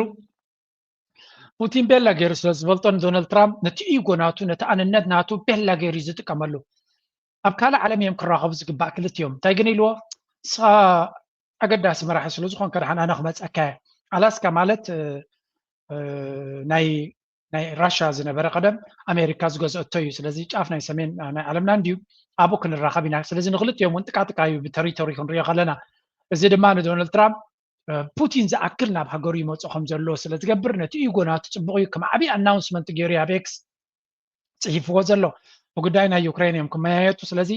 ከምዚ ዓይነታት ሕድገታት ገይሩ ክመፅእ ከሎ ዶናልድ ትራምፕ ንፑቲን ናይ ምእማን ተኽእሎ ናቱ ዝለዓለ ምዃኑ እዩ ዝንገር ዘሎ ስለዚ ዝርክብ እዚ ንምስ ራሽያ ሰሪሕኩም ኢሉ ንበዓል ደቡብ ኣፍሪካ ድዩ ንህንዲ ብታሪፍን ብገለን ልቦም ናጥፋሎም ከሎ ንሱ ግን ብቐጥታ ምስ ክራኸብን ክዘራረብን ግን ፀገም የብሉን and this is very amazing ንብዙሓት ሰባት ድማ ቁጥዐ እውን ፈጢሩሎም ኣሎ ክንብል ንኽእል ኢና but at the end of the day Donald Trump is ነዛ ጉዳይ እዚኣ ክውድኣ ብዙሕ ኢንሰንቲቭ እዩ ዘለዎ ንቻይና ክትቅርቅር ተኮይንካ ተኸላጢፍካ ንጉዳይ ናይ ዩክሬን ናይ ራሽያን መፍትሒ ክትረኽበሉ ክትክእል ኣለካ እቲ ፀገም ንሱ ድማ ዶናልድ ትራምፕ ፑቲን ፅቡቅ ገይሩ ስለ ዝፈልጦ ኤግዛክትሊ በቲ ንሱ ዝደልዮ መንገዲ ክውዳእ እምበር ብሃንደበት ክውዳእ ኣይደልዮን እዩ ዘሎ ሕጂ እዚ ከምዚ ኢሉ እናቐፀሎ ከሎ እተን ሃገራት ንሱ ዘፈራርህን ዘሎ ናይ ብሪክስ ሃገራት ብፍላይ ንብሪክስ ሃገራት ብዙሕ መጠንቀቕታ ይህብ ስለ ዘሎ እንታይ ይገብሩ ኣለዎ ስምዖም እዚ And Russian President Vladimir Putin is steering the BRICS nations through a crisis triggered by US President Donald Trump's tariffs. In the last 24 hours, Putin held talks with Prime Minister Modi, Xi Jinping and Ramaphosa as they unite along with Brazil to counter US trade aggression. The talks come ahead of Putin's meeting with the US President in Alaska next Friday. According to reports, the Kremlin said that Russian President Putin, in his phone call with Indian Prime Minister Narendra Modi, discussed Ukraine and talks held with US Special Envoy Xi Jinping. መቸም ብሪክስ versus USA እንዲ ዘሎ ትውድድር ብሪክስ ዝበሃል ሃገር ኣብዘን ዝሓለፋ 2 ዓመታት ብፍላይ ቅድሚ ዶናልድ ትራምፕ ምምፅኡ ዝዓበየ ኣዛረባ ኣጀንዳ እዩ ነይሩ ብሪክስ ንዓለም ክቕይራ ንኣሜሪካ ክብድሃይ ዝበሃል ነይሩ ዶናልድ ትራምፕ ምስ መፀ ግን ብሪክስ ክድግስ መሪፁ ስለምንታይ ከምኡ ኮይኑ ምክንያቱ ኣባላት ናይ ብሪክስ ድዋጆክ ክፃወታ ስለ ዝፈተና ኢማራት ኣካል ናቱ እዩ ንኣሜሪካ ከመይ ገይረ ይሕጉሶ ትብል ስዑድ ዓረብ ኮሎ ገና ዶናልድ ትራምፕ ክመፅእ ስለ ዝኽእል ፈሪጣ ኣባልነታ ስዒባ ማለት እዩ ወላ እኳ ተዓዲማ እንተነበረት ኣይቅበሎን እየ ኢላ ማለት እዩ ህንዲ ብወግዒ ንብሪክስ ከተናሹ ጀሚራ እዛ ጋዜጠኛታት ናይ ህንዲ ንብሪክስ ትርጉም ዘይብሉ ኦርጋናይዜሽን እዩ ክብሎ ጀሚሩ እቶም እንኮ ቻይናን ፑቲንን እዮም ቻይናን ፑቲንን ካ ክልቲኦም እንታይ ገደሰና ብብሪክስ ጌርና ኣብ ኣጀንዳ ናቶም ዛተና ንሕና ናይ ራሽያን ቻይናን ብሓደ ጥራይ ንግበር ረሱ ያኽለና ካልእ ንሶም ዘየለዎ ካልእ ትካላት ድማ ንፍጠር ዝዓይነቱ እዩ ስለዚ ብሪክስ ተደላይነቱን ሓይሉን ወላ እኳ እንተተራኸቡ that's why ፕሬዚደንት ናይ ቻይና እውን ናብቲ ዝነበረ ብሪክስ ዋዕላ ኣይተሳተፈን ፑቲን ድማ ምስ ዘሎ ኩነታት ኣይከደን እዚ እቲ ብሪክስ ዝበሃል እንታይ ኮይኑ ታሕቲ ወሪዱ ሕጂ ንህንዲ ንብራዚል ወላ ብራዚል ንባዕሎም ነቲ ናይ ብሪክስ ከናሃስዎ ጀሚሮም ስለምንታይ ምስ ኣሜሪካ ፀገም ከይፈጥረሎም ፍርዮም ስለዚ ኮለጌና ናይ ዶናልድ ትራምፕ ፍርሂ ራዕዲት ኢሎም ካብኡ ይሃድሙ ነይሮም እጅግን ዶናልድ ትራምፕ ንኩሎም ስለ ዝሓርሞም ዘሎ ኩላቶም ናብ ቻይና ክኸዱ ይፍትንለው ንፑቲን ንዓበጃኻ ክብልዎ ጀሚሮም ኣለዉ ስለዚ ንፑቲንን ንቻይናን ብፍላይ ህንዲ ማለት እዩ ንክልቲኦም ትረኽቦም ኣላ ናብ ቻይና ክትከይድ እያ መራሒ ናይ ህንዲ ናሬንድራ ሞዲ ናብ መን ኢኻ ትብሉ ናብ ቻይና ክገይሽ ምዃኑ ድሕሪ 7 ዓመት እዩ ዝንገር ዘሎ ንፑቲን ድማ ናብ ህንዲ ናብ ኒው ደሊ ዓዲሞ ከም ዘሎ እዩ ዝንገር ዘሎ ስለዚ እቲ ማልቲፖላር ወርልድ ዝበሃል ዘሎ ብሰንኪ እዚ ታሪፍ መሊሱ ናህሪ ይውስኽ ከም ዘሎ እዩ ዝንገር ኣገይን እዚ ጉዳይ እዚ ንሪኦ ዘለና ኣሜሪካ ኣካይዳ ናታ ኣመና ፅንኩርና ኮነ ይኸይድ ስለ ዘሎ እቶም ናብ ብሪክስ ዝኣተዉ ሃገራት ዓብ ብድሆ ይገጢሞም ዘሎ and one of them is Abiy Ahmed Ali Abiy Ahmed ንኢትዮጵያ ብሪክስ ኢትዩ ኣሎ ጥራይ ዘይኮነስ ኣክቲቭ ኮይኑ ከዓ ኢንጌጅ ክገብር ይፍትን ስለ ዝነበረ ብናይ ዶናልድ ትራምፕን ፎሬን ሚኒስተር ናቱ ናይ ስቴት ዲፓርትመንት ሓላፊ ማርኮ ሩቢዮን ኣብ ካላንደር ኣትዩሎ ኣብቲ ራዳር ናቶም ኣትዩሎ ስለዚ ምናልባት ናይ ካልእ ቀዳምነታት ስለ ዘለዎ እምበር ንኣብይ ኣሕመድ ሜይቢ ካርድኻ ስሓብ ክብልዎ ክእሉ ኮኑ እዮም ወይ እውን ምስ ራሽያ ዘለካ ምስ ቻይና ዘለካ ምስ ብሪክስ ዘለካ ዝምድናኻ እለዮ እንተዘየለ ምስ ዘለካ ቅልውላው ቀልጢፍና ክንፍንቅለካ ኢና ክብልዎ ይኽእሉ ኮኑ ዊ ዶንት ኖው እቶም እንኳ ኣብቲ ኣባልነት ናይ ብሪክስ ብዘይ ፈረግ ዝኸዱ ዘለዉ ቻይናን ራሽያን እዮም ክልቲኦም ድማ ኣብ ነፍሶም ዝተኣማመኑ ስለ ዝኾኑ ስለዚ እዚ ንሪኦ ዘለና ኩነታት ነቲ ዳይናሚክስ ናይ ዓለም ብዝቐልጠፈ መንገዲ ክቕይሮ ንርኢ ኣለና ካብዚ ናበይ ክቕፅል ኸውን all this aside ናብቲ ፐርሰናል ኢኮኖሚክስ ክንኣቱ ክንፍትን ኢና ኩሉ ግዜ ንነብስና ክጠቕመና ዝኽእል ቁጠባ ክነግረኩም እየ ዝመርፅ ምክንያቱ ኩሉ ኣብቲ ጂኦፖለቲክስ ጥራይ ክንተርፋ ይደልና እዚኣ ዜና እዚኣ ዘይሰማዕኩማ ክትህልው ትኽእሉ ኢኹም ስምዑ just made history by becoming the first country in Europe to raise its retirement age to 70. That's not a typo. 70. On Thursday, Danish lawmakers voted decisively to push the boundary of working life deeper into what used to be called old age. The vote, 81 in favour, 21 against. The message, work longer, live longer, contribute longer. ምናልባት እዚኣ ሃገር እዚኣ ኣብ ብዙሕ ፅቡቕ ነገር ትጥቀስ ሃገር እያ እሳ ድማ ዴንማርክ እያ ትበሃል ዴንማርክ ብሰንኪ እቲ ዘሎ ናይ መንእሰያት ብውሑድ ይውለዱ ህዝቦም እናንቆልቆለ ከይድ ኣሎ ብዕድመ ድማ ሰብ ንነዊሕ ዕድመ ይቕመጥ ኣሎ ቁጠባ ድማ ንዑ ክጥውር ስለ ዘይክእል ጥሮታ ትወፅእሉ ዓመት ካብ 65 ዝነበረ ናብ 70 ዓመት ኣደይቦም ኣለዉ ስለዚ 70 ዓመት ምስ ሰራሕካ ኢኻ ጥሮታ ትወፅእ ረጂ መንእሰይ ዘለኻ 4 ዲኻ ዘለኻ 30 ዲኻ ዘለኻ ክሳብ 70 ዓመት ኢኻ ክሰርሕ ናይ ዴንማርክ ጥራይ ኣይኮነ ዴንማርክ ጀሚራቶ ኣላ ብሙሉእ ኤሮጳ ናብ ገፁ ክኸይድ እዩ ምናልባት ግዜ ክወስድ ይኽእል በዓል ፈረንሳ ሓጎስጎፅ ይብሉ ኣለዎ ግን ቁጠባ ናቶም ናብ ቆልቆሎ ይኸይድ ስለ ዘሎ ምርጫ ክህልዎም ኣይኮነን ስለዚ prepare to work until 70 እዚ 70 ትሪእዎ ዘለኹም ድሕሪ 10 ዓመት ናብ 75 ክድይብ እዩ ሜይቢ ስለምንታይ ጥሮታ ኣረግቶት በዚሖም መንእሰያት የለውን ሰራሕተኛ እናዋሕደ ይኸይድ ኣሎ ቁጠባ ሕማቕ እናኾነ ይኸይድ ኣሎ ስለዚ ጥሮታ ዝበሃል ክኸውን ኣይክእልኒ ውሕዳት ሰባት ኣብ 65 ነዚ ኩሉ ኣሪጉ ዘሎ ሰብ ክጥውርዎ ኣይክእሉን እዮም እንተፀኒሑካ እቲ ጥሮታ ማለት እዩ እንተፀኒሑካ ማለት እዩ ድሕሪ 70 ዓመት ወይ እውን ድሕሪ ልዕሊ 70 ዓመት ምስ ሰራሕካ እዩ ክመፀካ ዝኽእል ስለዚ boy it is going to be difficult that's why ጥሮታ ናትኩም ኣብ ኢድኩም ሓዝዎ ዝብለኩም ወይ ትገንዘብ ኣጥፍዎ ዝብለኩም የለኹም ኢንቨስት ክትገብሩ ጀምሩ እቲ ጥሮታ ትገብርዎ ዘለኹም ፅቡቕ ኣብ ትሕቲኡ ግን ናትኩም ኢንቨስትመንት ትግበሩ ኣብ ስታክ ማርኬት ድዩ ሪል ስቴት ድዩ ኣብ ክሪፕቶ ድዩ ኣብ ወርቂ ድዩ ኢንቨስት ትግበሩ if you don't invest you will lose ምክንያቱ እቲ ጥሮታ ትሪእዎ ዘለኹም ሓደ ክሳብ ግዜ መቓብርካ ክሰርሕ ኢኻ ክሳብ ትመውት ማለት እዩ ብፍላይ 70 ዓመት ንኤርትራውያን ምስቲ ኩሉ ከርተት ኢና ድመፃና እዞም ኣብ ስደት ድመፃና 70 ዓመት ነዊሕ ዕድመ እዩ ኩሉ ሰብ ክሳብ 80 ክነብር ይኽእል ማለት ኣይኮነ ናይቲ ኩሉ ከርተት ድበልናዮ ኣካላትና ብትክክል ፀገማት ክህልወና ይኽእል እዩ ነዊሕ ዕድመ ክበና እየ ዝምነ ጥዕናን ሕክምናን እናማዕበለ ይኸይድ ስለ ዘሎ ግን think about it very carefully ምክንያቱ ጥሮታኻ ኣቐዲምካ ምሕሳብ ብፍላይ እዞም ኣብ ኤሮጳን ኣሜሪካን ትነብሩ ዘለኹም maybe we need to think careful ኣብዚ ማለት እዩ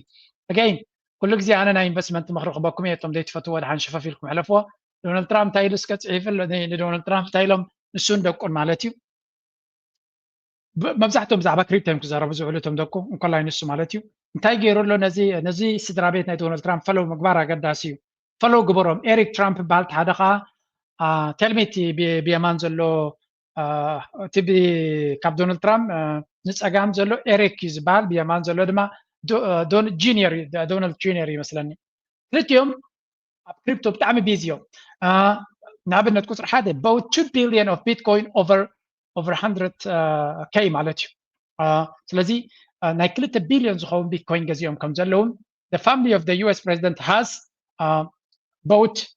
2 billion of bitcoin سلازي لميت شيء كلا ترى كريبتو يزبلكم زلهم وي بيتكوين لكلت بليون انفستيرو مالو سلازي انتي تبيلو اكلت 100 شيء ناب مليون لخد كيت قبراي دونالد ترامب إذا مخرجي حما كوين نسمعكم دونالد ترامب بريزنت أمريكا the highest offices اللو نربحو دم أين تبوليس قبره نت فدرال ريزيرفز كمنيو حدش شيرمان زليل زلو ناي كريبتو حجازو زخانة مالتي demand the federal reserve lower interest rate the interest rate أقدر ويبلو ماله منتان more than the printed كهون من أبتي stock market and crypto كخيد said that they think Bitcoin is going to 1 billion ناي president فاميليا مزيوم Bitcoin ناب 1 مليون نكخيد كسر يابزن زمت أزلوا 3 عامات فراغا سلازي if you're investing you're gonna benefit a lot اتم هيترستون عودة يتفتو دحن شلل بالوازاك فازي أسقروا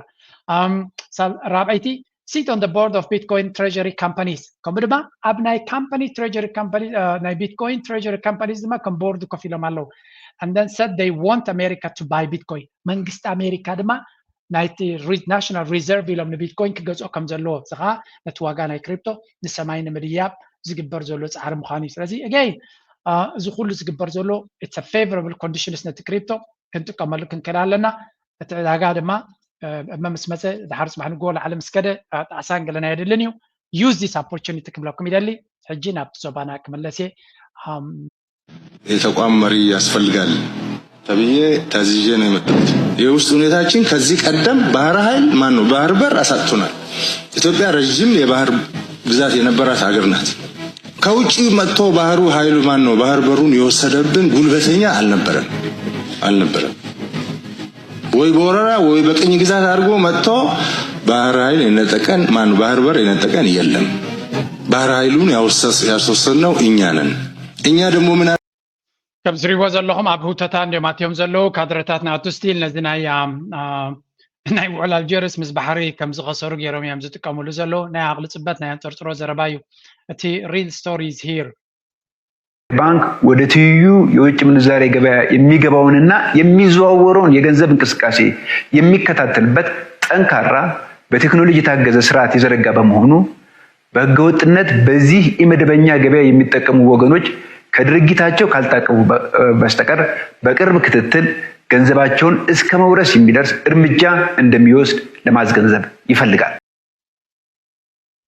كنتري ودلهم تي نايتي ماكلاي بانك نا ኢትዮጵያ ሓላፊ እዚ እንታይ ዝብል ዘሎ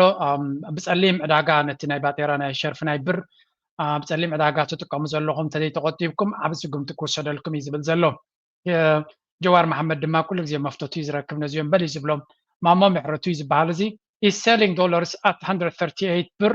and the buyers are turning around and selling them at 170 ብር ስለዚ እቲ ማዕከላዊ መንግስቲ ነቶም ላይሰንስ ዘለዎም ናይ ኤክስቼንጅ ኤጀንሲስ ብ138 ይሸጠሎም ኣሎ ስለዚ 138 ብር ሒዞም ተመፅኦም $1 ይቦም ኣሎ ንሳቶም ድማ እቶም ካብኡ ተቐበሉ በቲ ንሱ ዝደልዮ ዘይኮነ ኣብ ዕዳጋ ብ170 ይሸጥዎ ኣሎ ምክንያቱ ጠለብ ናይ ዶላር ስለ ዘሎ መንግስቲ ይወድቕ ስለ ዘሎ ሓደጋ ስለ ዘሎ ገንዘብ ዘለዎ ሰብ ኩሉ ግዜ ዶላር ክሕዝ ዘሊ ዶላር ንባዕሉ ዝወድቕ ዘሎ ኢለኩም ግን ካልእ ኣማራፂ የብሎም ናብ ኢትዮጵያ ወርቅ ክትገዛ ኣለካ ወርቂ ግን ዘተኣምን ኣይኮነን መንግስቲ ክሰርቀካ ይኽእል እዩ ማለት ንእሽተይ 10 ግራም 20 ግራም ገለ መለ ዘይኮነሲ እቶም ሃብታማሲ ክንደይ ኪሎታት እንድሕር ገዚኦም ሽግር ኣለዎ ምክንያቱ ክስረቕ ይኽእል መንግስቲ ክምንጥለካ ይኽእል ዛስዋይ ዶላር ዝያዳ ይመርፁ ምክንያቱ ወርቂ ተሰኪምካ ናበይካ ክትከይድ ዶባት ክትሰግር ከለካ እውን ሽግር እዩ ሕጂ እሱ ስለ ዝኾነ እቶም ነቲ ናይ መንግስቲ ገንዘብ ዝገዝኡ ዘሎ ዓብ ቢዝነስ እዮም ዝገብሩ ዘሎ the gap between the official and the black market rates is a gold mine for anyone with access to the official rate a textbook case for monkey business ስለዚ ማለት እዩ ድሕሪ ብ200 38 ገዚእካዮ ነቲ ዶላር ኣብ ፀሊም ዕዳጋ ድማ መዓል ጠለም ተሎ ብ170 ክሸጡ እንድሕር ትኽእል ኮይንካ ካልእ ቢዝነስ ገዲፍካ ኣብዛ ዓይነት ቢዝነስ ኢኻ ትኸይድ ስለዚ ዒላ ናይ ወርቂ ወይ እውን ማዕድን ናይ ወርቂ ከም ዝረኸብካዩ ከምዚ ገይሮም ድማ ይብልሎ ንዖም ብምጥንቃቐን ብምፍርራህን ድማ ከተዕግሰይ ትኽእል ኢኻ ምክንያቱ the market always has this supply and demand ማለት ቀረብን ጠለብን ማለት እዩ ማዕረ እንተዘይኮይኖም ኩሉ ግዜ the demand always find answers ይብሉ ጠለብ ኩሉ ግዜ መልሲ ይረክብ እዩ እንተዝ ብሕጋዊ መንገዲ እንተዝ ብሕማቕ ዕዳጋ ጠለብ እንድሕር ኣሎ ኮይኑ ኩሉ ግዜ ብገለ ገይሩ ረብሑ ይረክብ እዩ ዝብል ኣዘራርባ ኣሎ ከም ንሪኦ ዘለና Mama is also responsible for banking sector disruption too. He's selling off our nation to the global banking system, global banking highness. Nabalu yelagazullo bitkhone natahagar destroy ገብራ ከም ዘሎ እዮም ዝዛረቡ ዘሎ but at the end of the day it's their ናቶም ነገር እዩ ኣብዚ መጽኻ ዛረባ ይትኽልኒኻ ኢትዮጵያ ግን ብቁጠባ ሽግር ኣጋጢሟሉ but that's not the only problem they have ጸገም ናቶም በፖለቲካም ወታደራውን ክንሪዮ ንኽእል ኢና ያቆቦ እናተኻይደ ኢድ ውግ አብራ ያቆቦ እናተኻይደ ሓዲረሎም ኣብ ክልል ኣምሓራ ወረዳ ራያ ያቆቦ ከቢድ ውግ ይካየድ ከም ዘሎ ተገሊጾም እቲ ኣብ መንጎ ሰራዊት ምክልኻልን ጉጅለ ዕጡቕ ፋኖን ዝካየድ ዘሎ ከቢድ ውግም ካብ ለይት ሰዓት 10 ዝጀመረ ምዃኑ ተገሊጾም ኣብቲ ወረዳ ከባቢታት ኣማያን ዋልካ መንደርን ዝካየድ ዘሎ እቲ ውግም ብከቢድ ብረት ዝተሓገዘ ምዃኑ እዮም እቶም ሎም ንግሆ ዝወፁ ሓደሽቲ ጸብጸባት ተመላኺቶም ማሳሎ ውግ ሰራዊት ምክልኻልን ፋኖን ኣብ ካልኦት ከባቢታት ክልል እውን ይካየድ ከም ዘሎ ጸብጸባት ተመላኺቶም እዚ ድማ ኩናት ክልቲኦም ሓይልታት ተጠናኺሩ ይቕጽል ከም ዘሎ ዘመላኽት ኮይኖሎም ጉጅለ ዕጡቕ ፋኖ ናብ ወረዳታት ደቡብ ትግራይ ናዕቶ ኣብ ልዕሊ ነበርቲ ስጋት ጸጥታ ይፈጥር ከም ዘሎ ዝፍለጥ ኮይኖም ቅድሚ ሰሙን ኣብ ከተማ ኣላማጣ ዘካይዶም ጨፍጫፍ ኣብ ልዕሊ ስድራ በዓል ኣቶ ሰሎሞን ኣያሌው ድማ ተጠቃሲ ይብልዎም ኣብ ዞባ ደቡብ ትግራይ ብህወሓት መጀመርታ ተፈቲኑ ዝፈሸለ ኦፕሬሽን ሕዚ ድማ ዳግም ክካይድ መራሒ ህወሓት ዶክተር ደብረጽዮን ገብረ ሚካኤል ገሊጹ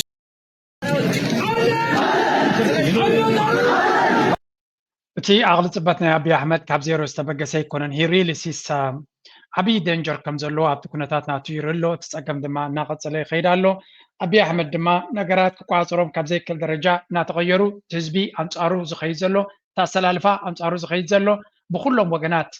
ወገናት ድማ ሓይሎም ይቐርቡ ኣለዉ ሓይሎም እናበርትዐ ይኸይድ ኣሎ and at the end of the day ንስኻ ክትቋፀሮ ትኽእል ነገር እናተደረተ ምስ ከደ ናይ ኣቕሊ ጽበት ኣካይዳ ናይ ኣቕሊ ጽበት ዘረባ ክሰምዕ ንቡር እዩ ስለዚ ኣብዪ ኣሕመድ ንኽንደይ እዋን እዩ ብከምዚ ክቐፅል ዝኽእል ንኽንደይ እዋን ነዚ ኩሉ ሓይልታት ኣንጻሩ ዘሎ ተቆፃፂሩ ሕትም ኢሉ ከም ዝኸይድ ክገብሮ ይኽእል ብሕጂ ኢና ክንሪኦ እቲ ኩነታት ንሱ ናብ ኤርትራ ከፀግዖን ናብ ካልእ ኣፀጊዑ ሸናኺሩ ክሪኦ እዩ ዘሊ ዘሎ እምበር ነቲ ሪያሊቲ ነቲ ክውንነት ፊት ንፊት ክገጥሞ ይደሊ የለን እቲ መንእሰይ ድማ ሓንቲ እውን ኣትየልኩም ነይረ እቲ መንእሰይ ናይ ኢትዮጵያ ናይ ትግራይ ይኹን ናይ ኢትዮጵያ ከም ትሪእዎ ዘለኹም ብብዝሒ ካብ ትግራይ ይኹን ካብ ካልእ ናብ ስደት ይኸይድ ከም ዘሎን እዚ ስደት ድማ ቀደም ናይ ኤርትራውያን ዕጫን ናይ ኤርትራውያን መርገምን ገይሩ ጥራይ ዝወዘዝ ዝነበረ ዝወራ ዘዩልና ዝነበሩ ናይ ኤርትራውያን ትላገፅ ተኮይንካ ሓደ መዓልቲ ተፀገም ኣብ ልዕሊኻ ጥብቂ ትብል ምዃና ኢና ንነግር ነርና ኣብዚ ቻነል ኩሉ ግዜ ከም ዝብላነ ብሽግር ናይ ሰባት ዘይምብጫው ምክንያቱ ሓደ መዓልቲ ኣብ ልዕሊኻ ክወርድ ይኽእል እዩ እዚ ሰብ እዚ ናይ ትግራይ ምዃኑ እዮም ዝገልፁ ዘለዉ ግን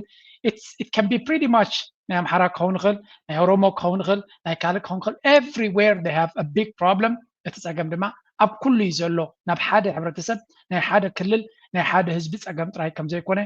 መብዛሕትኦም ተንኪላታት ኣብ ኣዮም ዝሰማምዑ ዘለዉ they have the same problem ሰው ከተማ እና ዙሪያ ውስጥ የአዲስ የኦሮሞ የቢዝነስ ክላስ አለ አዲስ በዘረፋም ይሁን በወረሳም ወርሰውም ይሁን በመንግስት የፋይናንስ ካፒታል በብድርም በምንም መንገድ እየተሰጣቸው ይሁን ብቻ አዲስ የቢዝነስ ክላስ አለ ሪል ስቴት በለው ነው ጭቆናን ሳይሆን ጨቋኙን ነው መቀየር የምንፈልገው እኛ የአገርና የነሱ ፋይናንስ ልዩነቱ ማይታወቅ ማለት እዚያ እንታይ ኢሎም ፖስት ገይሮም ኣሎ መስለኩም ጆናስ ባይሪ ዝበሃል ሓደ ሪስፔክትድ ኣምሓራ ኣክቲቪስት እዩ ፖለቲሽያን እዩ እንታይ ኢሎ there are three highlights from ጸጋየ ዶክተር ጸጋየ ዝበሃል እዚ ገለ ካብቲ ዝበሎ there is an ኦሮሞ government that benefits oromos there is ሓደ ናይ ኦሮሞ መንግስቲ ከም ዘሎ ንኦሮሞ ግረ ክፋል ኦሮሞ የኽስብ ከም ዘሎ the regional conflict within ኦሮሞ tribal land Shawa Oromo versus Walaga Oromo and RC Oromo versus Jimma Oromo is raging. أوشت أورومو نايم حرق دفو سينا بامحران أبي أحمد نسكبرو زلو كينات قديفكا أوشت أورومو نحت حدو بزح كينات كم زلو يزنقر زلو أبشوا زلو أورومو سولقا زلو أرسي زلو مسجما زلو كمد ما أبكالب كمد ما أوشت أورومو إثيوبيانيست أورومو خينا من إثيوبيا زبلون ترايباليست كمد ما ناي أورومو تراي ربحا يقد سنة زبلون لازم تهاجر زلوا تسقمات بقليلو خجلات خلا يكونن I think it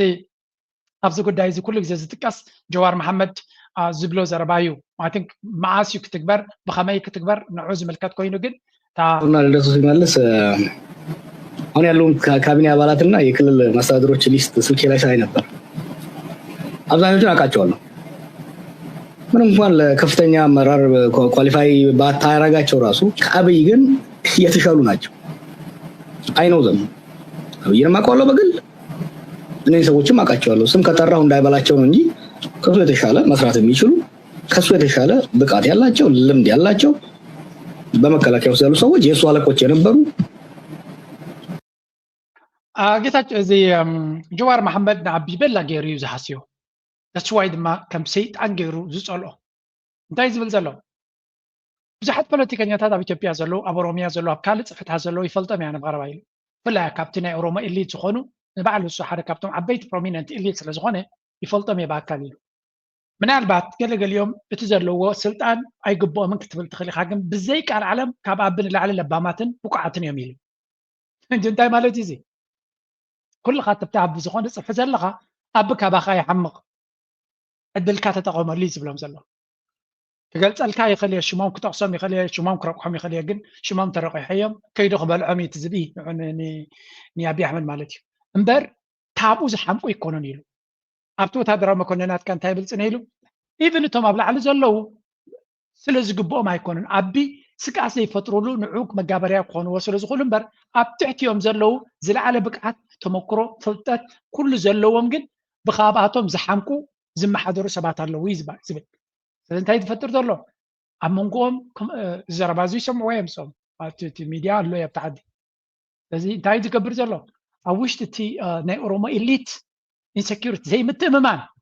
ብርግፅ ንዓቢ ድማ ኩሎም ካባኻ ይበልፅዮም ክበልዑኻዮም ናይ ግዜ ሕቶ ክብሎ ከሎ መሊሱ ከሻቕሎ ከም ዝኽእልን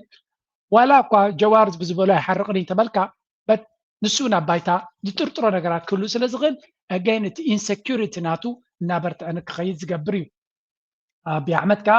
ዝበዝሐ ግዜ ናይ ሶሻል ሚድያ ንበዓል ነዚኦም ሰሚዑ እዩ ሓሪቑ ዝዛረብ ብዙሕ ግዜ ክዛረብ ከሎ እናንፀርፀረ ዝዛረብ ካብዚታት ትብገስ እዩ እዚ ስለ ዝሰምዖ እሱ that probably touches him to some extent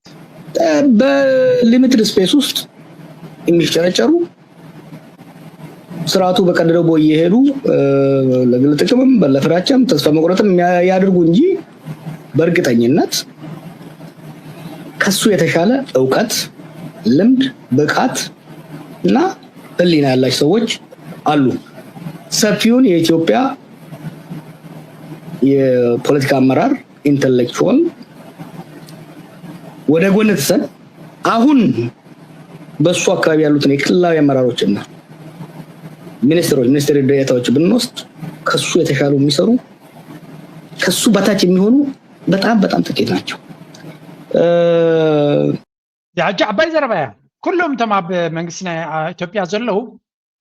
ኣብ ተፈላለዩ ሚኒስትርታት ዘለው ተታቢ ብጀካ ውሑዳት ዝበዝሑ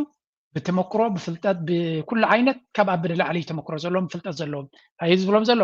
ብዘይ ብቁዕ ሰብ ትመሓደሩ ኣለኹም ነቶም መራሕቲ ድማ ይፀርፎም የለን እዚ ካ ከመይ ጌርካ ንዓታቶም ካብ ኣብ ናትካ ሰርክል ከተምፅእ ኣለካ መብዛሕቲ ግዜ ኣብዚ ደንበ ተቃዋሚ እንታይ ትርኢ ኣብ ኤርትራ ዘሎ ኩሉ እዩ መንግስቲ ኩሉ ከምዚ እዩ ሰራዊቱ ጀነራላቱ ከምዚ ትርክት ናይ ተቃውሞ ኣገባብ እውን ዘይፈልጥ ምዃኑ በዚኻ ትፈልጥ ፈዲኻን ፀላኢኻ ከተንእሰይ ዘለካ እንታይ ዝብል እዚ ደንበ ተቃውሞ ናይ ኤርትራ ኩሉ ፀላኢ that's why ድማ never ክዕወት ኣይኮነን እዚ ስለምንታይ ንህዝቢ ኤርትራ ሙሉእ ጓና ስለ ዝገብር ጀነራላት ናይ ኤርትራ ኤርትራውያን እዮም ሚኒስተራት ናይ ኤርትራ ኤርትራውያን እዮም ጌጋታት ጉድለታት ክህልዎም ይኽእል እዩ እንታይ ንማለት እዩ እዚ እቲ ተቃውሞ ከመይ ጌርካ ንመንግስቲ ከተውትቆ ትኽእል ካብዚ ተምሃሩ ነይሮም ግን ዝመሃሩ እውን ኣይኮኑን ስለምንታይ ንሳቶም እዚኣቶም ብቐሊሉ ክእለ ዝኽእል መንግስቲ እዩ ዘለዎም ኣብ ኤርትራ ዘሎ ግን ምስ ህዝቢ ኢንተግሬት ዝኾነ ኣይኮነን ኣብ ኤርትራ ኮንካ ክትኣልዮ ኣይኮነን ኣብ ደገ ኮንካ ክተርዮ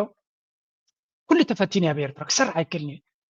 ኣብ ኤርትራ ዘሎ መንግስቲ ጥራይ ዘይኮነ ፀገም ድማ እቲ ብደገ ዘሎ ብህዝቢ ኤርትራ ምትእማን የብሉን ምክንያቱ መጋበርያነት ናቶም ኣብ ነዚ ኣቢ ዝስዝንዕቆ ዘሎ ናቱ መጋበርያታት ክኾኑ ስለ ዝኽእሉ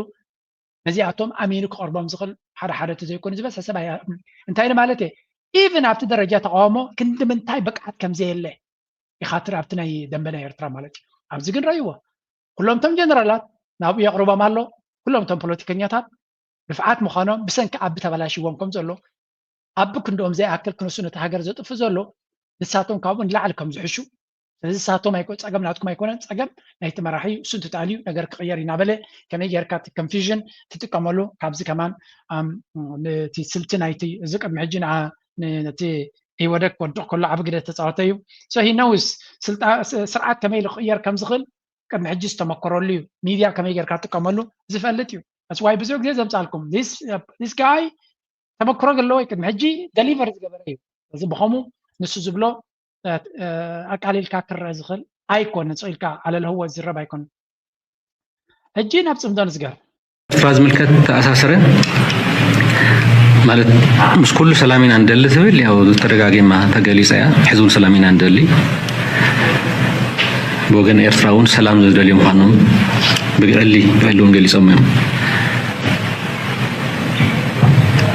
ልዕሊሉ ተጀሚሩ ዝነበረ ብንጌታቸው ተዘረጋ ዋላ ይኹን ብህዝቢ ከዓ ይፈልጥ እዩ ወደ ኣቦ ሓው ሰበይቲ ኣብታት ምትእሳር ዘለዎ እዩ ተራኸቡ እንተልካዮም ክራኸቡ ዝኽእሉ እዮም ጥራሕ ኣብኡ ናይ ፀጥታ ፀገም ከይፍጠር ምትዕረ ይደሊ ማለት እዩ ሶታ ናይ ህዝቢ ንህዝቢ ፌደራል ዝተሓሰሞ ክገብሮ ዝነበሮ እምቢ ስለ ዝበለ ዝተገብረ እዩ ተወሰነ ነገር ዋላ ይፍታሕ ህዝቢ ንህዝቢ ትኹን ከም ዝበልኩም ለብዘበን ብዙሕ ሰብ ናብ ቦታ ኣትዩ ሓሪሱ እዩ ዓሚ ብተወሰነ ነይራ ለብዘበን ግን ብዙሕ ኣትዩ ናብቲ ናይ ሕርሻ ቦታታት ሒዞሞ ዝነበሩ ተወሰነ ጥራሕን ዘለዋን ዋላ ንሳቶም እውን ኤርትራዊ ተመዛበለ እውን ብተኩሲ ምክንያት ብተቃምጣ ናይ ሰራዊት ተገዲፉ ዝነበረ ቦታታት ኣትዩ ሰብ ዕንወት ከም ዘሎ ኮይኑ ናብ ማሕረሱ ኣትዩ ናብቲ ክኣትዎ ዝኽእል ስለታ ሰላምና እንደልሶ ኢላ ሰይኮነትን ብዘረባ እንቲኹም ብተግባር እውን ህዝቢ ኣትይዋ እዩ ህዝቢ ንህዝቢ እውን ዝልቃእ ቦታ እውን ዋዕሉ ቀውልና ንክንሓርስ ኣብዚ ኮይንኩም ዳ መገድና ንሓርስ ፈንጂ እውን ይህልዎ ገለ እውን ይህልዎ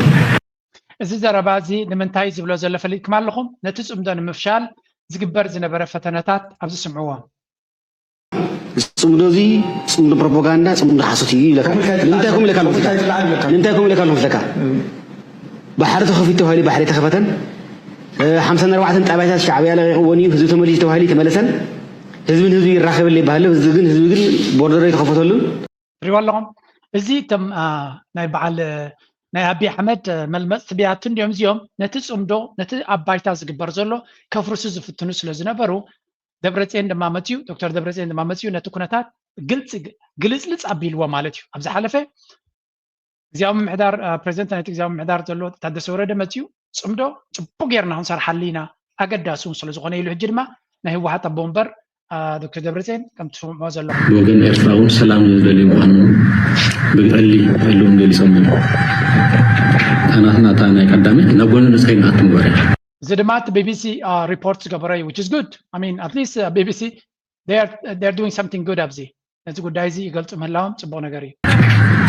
ሓንቲ ሰላም ኢና ትብል ናብ ጎኒ ንፅኸይ ንኣቱ ዶባትና ናይ ሰላም ወስና ወስን ተኩሲ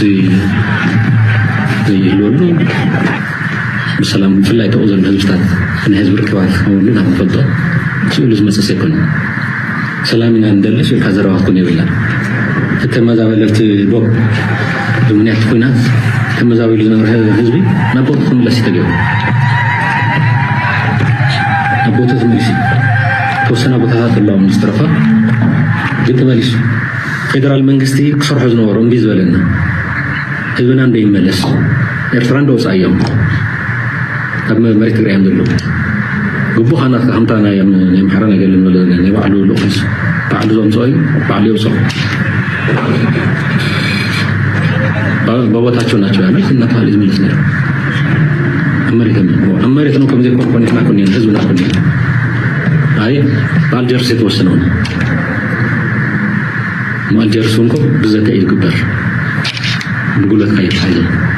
إنه الجرس راح يكون كون عليه ريبورت ما جورنا يوم أبيضنا ما بحثنا هذا يركب تجميل والعليل تجميل رب الجيتات شو تزرق ولا يكون بهزبها خلت ود أبو حاو سويتي فمتعب بتصير زلوي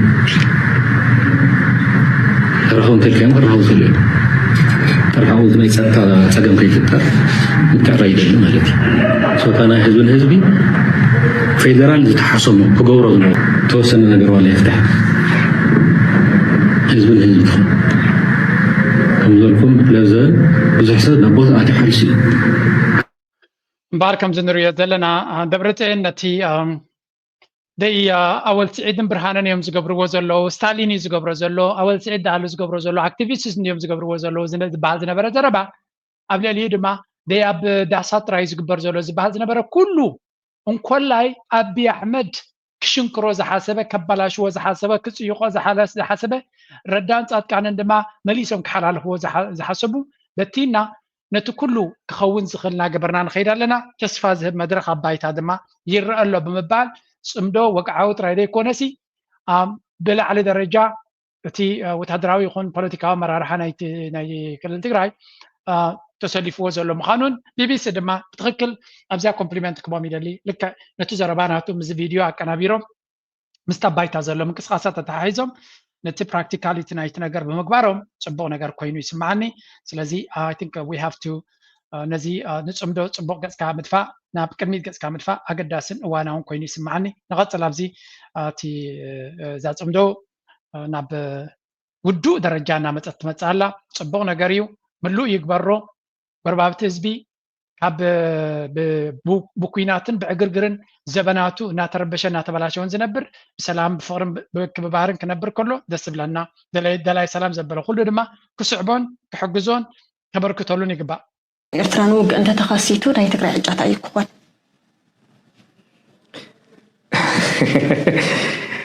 እዞም ሓለ ህዝቢቲ ኣመንጎ ኤርትራን ኣመንጎ ኢትዮጵያን መዝብል ንግደፎ መንግስቲ ኣብይ ኣሕመድ ስይ ንኤርትራን ተወሪሩ ብዝብል ይስተኻኸል ትዘራ ምክንያቱ መንግስቲ ኤርትራ ክዋጋእ እየ ስለዘይበለ ስለዚ መንግስቲ ኢትዮጵያ ኣብ ልዕሊ ኤርትራ ዝገብሮ ወራር እንድሕር ጀሚርዎ ኣፃ ትግራይ እንታይ ይኾን ዝብል ክንዲት ቀዲመ ዝበልኩ እዩ መንግስቲ ብልፅግና ኦሮሞ ንትግራይ እንተይንኽአ ብካሊእ እንድሕር ክገብሮ ክኢሉ ትውግእ ትግራይ ምንም ዝኾነ ነገር የላን ይብሉ ኣለኹ እዚ ጽምዶ ናይ ብሓቂ ናብ ብሱል ነገር ክኸይድ ተደልዮም ወገን ትግራይ ነዚ መምህር ኣብርሃ ኣብቲ ሊደርሽፕ ናይ ጽምዶ ከምፅዎ ይግባእ ናይ ብሓቂ ብሱል ኣይካ ቅቡል ወይ እውን ኣገዳሲ መፍትሒ ከምፅእ ተደልዮም እቶም ህወሓት ይኹንቶም ተጋሩ መዝን መሰልቱን ነቲ ጽምዶ ኣብ ላዕሊ ንክቕልስዎ ነቲ ዘሎ ኩነታት ድማ ናብ ጽቡቕ ንክደፍዎ ኣብቲ ናይ ጽምዶ ዝግበር ዘሎ ካምፔን ኣብ ቅድሚት መርሕነት ከምፅዎ ይግባእ ሰብ እዚ I don't know ከመይ ስትራክቸር ናይ ፖለቲካል ሲስተም ኣብኡ ዘሎ ኣይፈልጥን እየ ግን እዚ ሰብ እዚ ዝበለፀ መረዳእታ ዘለዎ እዩ ምክንያቱ ኣቢ ኩናት ዝደሊ ዘሎ ኩናት ናይ ኤርትራን ኢትዮጵያን ዝበሃል የለን ኣቢ ብዕንደሩ ክገብሮ ዝኽእል ኩናት ጥራይ ዘሎ so much about this now let's go to another side of the story ናብ ኤርትራ ገጽና ክመለስ ኢና ምክንያቱ ብዙሕ ሓበሬታ ኣለኒ ሎሚ with Minya's Pizza. Yeah, they are known for their crispy crust and perfectly balanced toppings, and they brought their signature taste right here to our kitchen on Good Day DC for the first time ever, showcasing their incredible taste. We're going to give you a behind-the-scene look at Minya's Pizzas this morning with the entire team. This is an incredible honor to have. كم ذات رواز اللهم إذا سبزي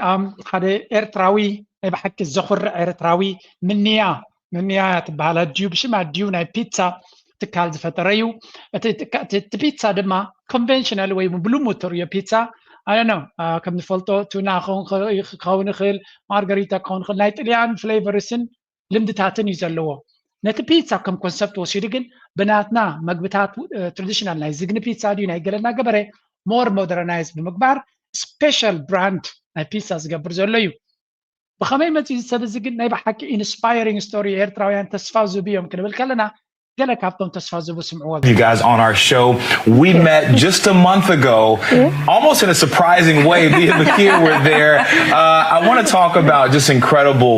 operation that you guys run at Minyas, and then we'll talk about the history. But congratulations on this incredible product that you've offered to the DC area. And again, welcome to Ruth, Rahel, and Yosef here as well, the co-founders of Minyas. So let's talk about how it started, because the story. እዚ ታ ስቶሪ ናይታ ትካል ወይ እውን ዛንታ ናይታ ትካል ናይ ብሓቂ መሳጥን ኢንስፓየሪንግ ምዃኑ እዮም ዝነግሩ ዘለዉ እዚ ድማ ነቲ ሎካል ናይ ዲሲ ኤሪያ ከባቢ ናቱ ቻነል እዩ ናይ ብሓቂ ኢፌክቲቭ እዩ እውን ምክንያቱ እቶም ተቐማጡ ናይቲ ከባቢ እዮም ናብቲ ትካል ክመፁ ዝኽእሉ ናይ ብሓቂ ግን እታ ስቶሪ ግን ካብታ እሶም ዝብልዋ ዘለዉ ዝለዓለ መቐረት my name is Yosef Radom. I was born and raised in Eritrea. I came here like 14 years ago. Yeah. So I started working like as a janitorial. My first job was in Children's National Hospital Center in DC. Yeah. And I was in the meantime also I was working also Valley Park in Hamilton Hotel. So I started 2 years after janitorial. I started my own business. I have a commercial cleaning, street commercial cleaning service, still active. It's been running. እዚ ትሪእዎ ዘለኹም ዮሴፍ ኣርዓዶም እዩ ዝበሃል ናይ ብሓቂ ኣርዒዱ ዋይ ነታ ስቴት ክንብል ንኽእል ኢና ሂዝ ስቶሪ ሶ ኢንስፓየሪንግ ናይ ብሓቂ መሳጢ እዩ ቅድሚ 14 ዓመት እዩ ናብ ኣሜሪካ ስደተኛ ኮይኑ መፅዩ ናይ መጀመርያ ስርሑ እንታይ እዩ ፅሬት ጀኒተር በሃል ናይ ፅሬት ሰራሕተኛ ኮይኑ ጀሚራ ሆስፒታል እንታይ ይብሉ መሲልኩም ናይ መጀመርያ ጉዕዞኻ እስካላ እዩ እታ ናይ መጀመርያ ቀዳመይቲ ትረግፃ እያ ሂወት እስካላ እያ እታ መጀመርያ ዘለኻ እያ እታ ቀዳመይቲ እስካላ እያ ኣብታ ናይ መጀመርያ እስካላ ኻ ዲኻ ጠጠው ትብል ወይስ ንላዕሊ ገጽካ እናደየብካ ትኸይድ ትዕቶ and this guy is a classical example ናይ ብሓቂ ናይ ኢንስፒሬሽን ኣብነት እዚ መንእሰይ እዚ ቅድሚ 14 ዓመት ካብ ኤርትራ ክንደይ ከርተትርዩ ብክንደይ ሓጎስ ጎፅ ይመፅ ምስ መፀ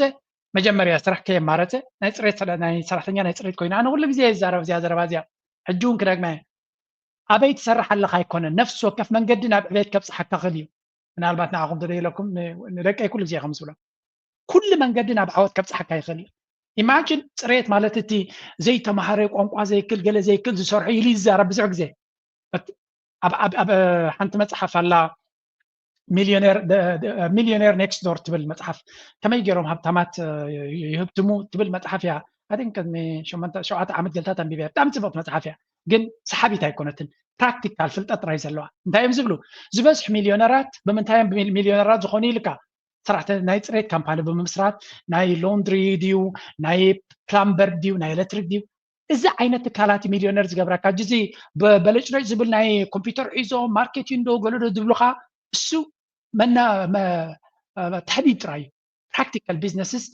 ሰርቪስ ንህዝቢ ዝህብ ኣብ ፕራክቲካል ሂወት ዝምርኮስ ትካላት ዝበለፀ ናብ ዕቤት ዘብፅሓካ ሰራሕተኛ ናይ ፅሬት ኮይንካ መበገሲ እሱ ኢኑ እንታይ ክትጥበት ኣለካ ናይ ፅሬት ካምፓኒ ናትካ ክትምስርት and this guy is the real example ናይ ብሓቂ እታ ዘረባ ንውሕ ዝበለት እያ ንዑ ቁርፅቁርፅ እዮም ዘብልዎ ምክንያቱ ንዓታቶም ሓፂር ፕሮግራም ክገብሩ ስለ ዝደልዩ ኣነ ግን ናይ ነዊሕ ፕሮግራም ክገብረላ ደስ ብለና ኣብ ካልእ ግዜ እውን because this guy is very inspiring for 10 years. And I have also staffing solution, which is staffing agents. We help restaurants and hotels if they need labor. I mean, just truly inspirational. Like you said, your journey started as a janitor and then led to owning your own cleaning business and now something to pay homage to your mother, which, by the way, your mothers share the same name, which you said is not common. That's actually pretty rare. Let's talk about the relationship between you. كم نريهم زلنا زين سرعتنيات هاتودين ولا مسارحتين نام زي قدس إذا بيسات رأي سامج أتوم سجن كالوت أقدس كامبين تاتون زي مسرته سبيو بلح entrepreneurial زيهم سبعة زي أتوم يمكات وحنا قوني ارترازد لي واحد فلت زلكم I mean as simple as that this kind of skill expertise entrepreneurial spirit بلوناي فترة ونتناي تكالاوي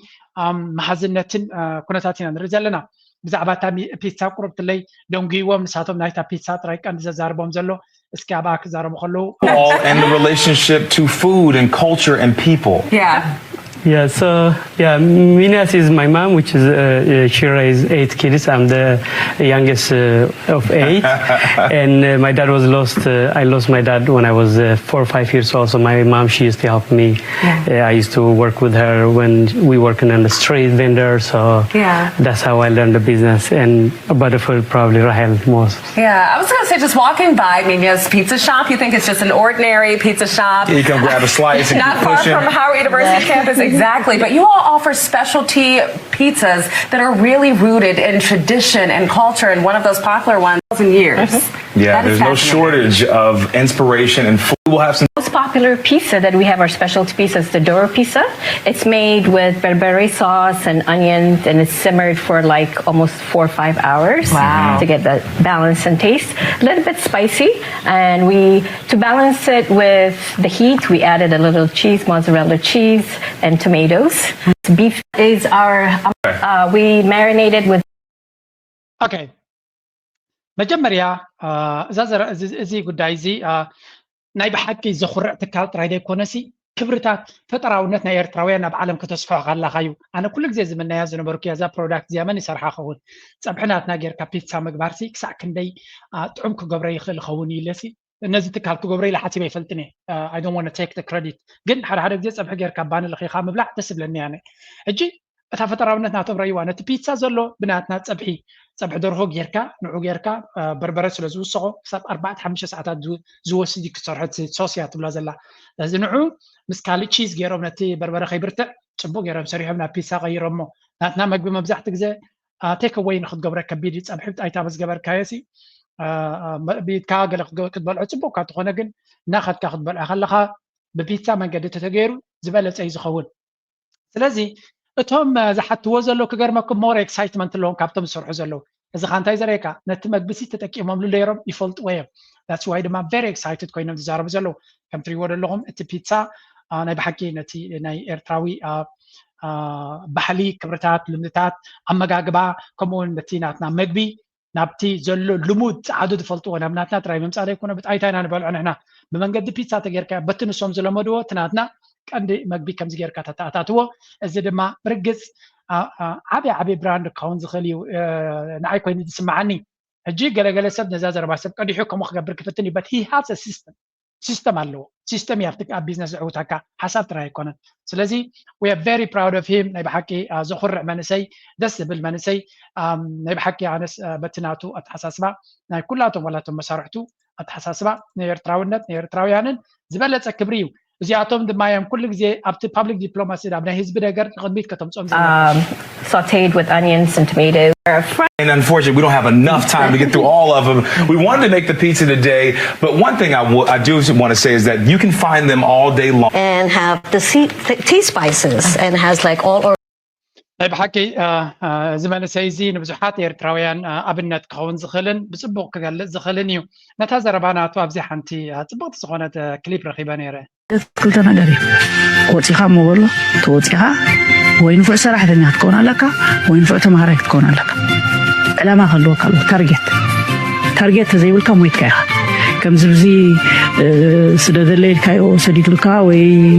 ብምንታይ የምፅቁሎ ከይፈለጥካ ጥራሕ ከምዚ ገንዘብ ኖርማል ቀሊል ዝርከብ ብመስለካ ሻለካ ሰብሲ እንታይ ተሓሚላ ተምፅኦ ለይትን መዓልትን ቁርን በረድን ፀሓይን ተወቂዓ ንዕኡ ከማን ክንደይ ክስታይ ሓሊፋ ምፅያ ስለዝሰደድትልካስ ስኻ ጥዑም ዝመስለካ ኣብኡ ከምኡ የለን ስደት ቅድም ብዙሕ ዕድልን ፀጋን ነይርዎ ይበሃል እዩ እጂ ከዓ ንገሪኦም ከም ኢልካ ኣብቲ ዓዲ ዘለዉ ገለገለ ሰባት እቲ ገንዘብ ክሕወሎም ከሎ ካብ ልክዕ ከምታ ዘረባ ዝብልዋ ካብ ገረብ ተቐንጢሱ ዝመፅእ ገንዘብ ዝመስሎም ኣሎ ነቲ ደሞዝ ብነቕፋ ኣሽሪፍካ ድማ ብዙሕ ገንዘብ ዘለዎ ይመስሎ ሰብ ነው ብርግፅ ኣብ ደገ ናይ ምዕባል ዓቕሚ ከምዚ መንእሰይ ንሪኦ ዝነበርና ፃዕራማትን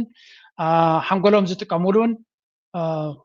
ንጥርዚ ክበፅሑ ንሰማይ ክበፅሑ ዕድላት ኣለዎም ንሪኦም ፀኒሕና ግን ኩሉ ነገር ድማ ቀሊልን ብቐሊሉ ዝብፅሓን ከይመስለና ንቐፅል ጊዜ ብፍላይ ትቐንዲ ድሕጉሰካ ብዝናትና ባህሊ ማለት እዩ ተዓወት ኣይተዓወት ብዘየገድስቲ ደሎ ኩሉ ህዝቢ ብድሕሪኻ ኮይኑ ኩሉ ማለት እዩ ከተባብዓካ ኩሉ ኣብ ትመፀሉ ኣብ ትኸደሉኻ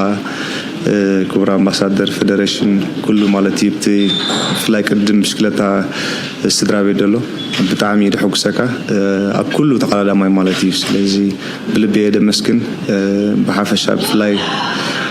أبتي تعوت اللي كنا سافت لي تعوت اللي بزحي تي مورال تسفرد لي كاس لزي زجوركم لنا بتعمي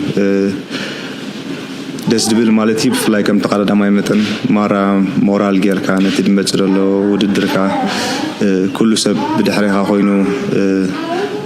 نعرف ندي بتسفان بصولات ندقيفو تدحرها بويا خمسة لو يدرد سلازي يقني لنا قبل فتو نخلاتكم مالتي اللي بيد مسكن كم تري وزل لهم بين دما تبو غير يا مسكن نانلو مسكنا زلي يكون نحنا غا ኤርትራ ባንዴራና ንዓናውን ኣብ ዓለም ደረጃ ዘለና ተፈላጥነትን ሃገርና ኣብ ካርታ ናይ ኩሉ ዓይነት ስፖርታት ውን ኣብ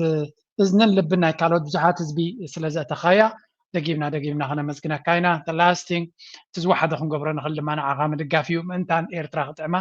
ንዓና ውን ክብሪ ስለዝኾነ ስለዚ የቐኒየልና ክንብሎ ንደሊ ግን ንዝገበርካሉ ተረዲዩ የቐኒየለይ ዝብል ውን ለባሚ እዩ ካልእ ጋሻ እውን ኣብ ኤርትራ ዝኣተወር የለኹ ደስ ዘብል ማለት እዩ ቀኒሆም ክቡራት ተዓዘብና ሎማ ዓንቲ ሓደ ኣዝዩ ዓብይ ክቡር ስነ ጥበበኛ ናብ ሃገርና ኣትሎ መን እዩ ኣይ ገዛና ሽፋን ኩሉ ክዳን ግርማ እዛ ፕሮግራም እዚኣ ኣነ ኣመና ደስ ኢላትኒ ስለምንታይ ከምኡ ኢለ ኣለኹ መስለኩም ነፍሲ ወከፍ ዓብ ጋሻ ካብ ደገ ዝመፀ ከምዚ ዓይነት ኣቀባብላን ኣተሓሓዛን ድሕር ጌርካሉ ካልኦት ድማ ከምዚ ናይ ጀማል ቀኒኦም ወይ ውን ደስ ኢልዎም ወይ ውን ብሂጎም ክመፁ ስለ ዝኽእሉ ናይ ብሓቂ ዩቱብ ኣብ ደገ ኣብ ውሽጢ ዘለኹም ከምዚ ዓይነት ፕሮግራማት ነቶም ካብ ደገ ዝመፁ ፍሉጣት ከምዚኣ ጌርኩም ቤላ ጌርኩም ድሕሪ ኣቐቢልኩሞ ናብ ሚድያን ተምፂኹሞ ሰባት ካልኦት ድማ ገለገለ ቀኒኦም ናብኡ ክመፁ እዮም ስለዚ ንዓኻትኩም ውን ንኮንተንት ይጠቕመኩም እዩ ኣይ ላይክ ደ ኣይድያ ተኣንግል ዝወሰድኩም ኣይፈትዎ ስለዚ ንዓዶም ክምለሱ ከለዉ ሰባት ከምዚ ጌርካ ኣኽብር ኣቢልካ ቤላ ጌርካ ፅቡቅ መደባት ጌርካ ነዝደጎ ዘሎ መመሊሱ ናብ ዓዱ ንክሰሓብ ንሰብ ኪድ ጥራይ ዘይኮንካ ከም ማግኔት ኮይንካ ክስዕበ እዩ ዘለካ እቶ ዘይኮነስ ከም ማግኔት ኮይንካ ክስዕበ ኣለካ ጥዑይ ትካልኩም እዩ ዝገብር ምፅኣኒ ኢሉ ልምናካን እዩ ካብ ኣብኡ ከይከትካ ከምዘይትውዕል እዩ ዝገብረካ ወልፊ ከም ዝሕዘካ እዩ ዝገብረካ ስለዚ እዚ ድማ እቲ መንግስቲ ጥራይ ክሰርሖ ዝኽእል ዘይኮነ እቶም ኣብ ኤርትራ ዘለዉ ትካላት ከምኡ ድማ እቶም ሚድያ ቻነልስ እስከ ዘረባና ተኻኒ ንሽተይ ክንሰምዖ ريهام فلان صراحة كمي متها صبوك كمي أنا هكا عدي سدرا تعمل صبوك كل سلام دي كل سلام مو هزبي خمس ترى زلها بوزحي تصب زلها بها كمي أنا تاك قبل أجرو من كم مجموعة تعمل صبوك صباح قبل أنيرو نبحث بس لبلي خم قد سلطانات الدماء نايم قاعد حمد ساحة مدر سكاي بروموشن بس راهل غرماي بموهان عبناي نايت كلب مزنا قاعد داليلو سلام متو متحققوسينا سكنتاي نري لنا كلا زلو سب مويا زلو ابز خود عدن غيرو ابو كم زخونه خاطري سلازي سنت مبنياتات دما بعدي كمو غيركم زبز حزبكم ابي زلو اكيدكم ون عبي سرحنا بركتون كتغبروا سلو تقولوا ناي بحق دسبليو حدا غزي دما نزوم يوتيوبرات نزوم حدا لبامات كاب دغزموتو مسز بتراخيبهم سيمينارات زغبروا ناب حزبي ناب ميديا تتمصو سبدس مبالو نيرو متماهرلو نيرو زبل حساب يزب زلو سماعين ترخيبو نغلا سبات زوم ناي ميديا تراي درفتن غلن تراي يكونوا كالو صلوت مهورات غلخ مص خلوون زغبر سيمينارات ناب حزب نزوم دغزلنا وانت تمصولا كابو كن مهار مخالنا لنا مسمن سيات زغبر علالاتون دس زبليو بحقي دس زبل اي دون نو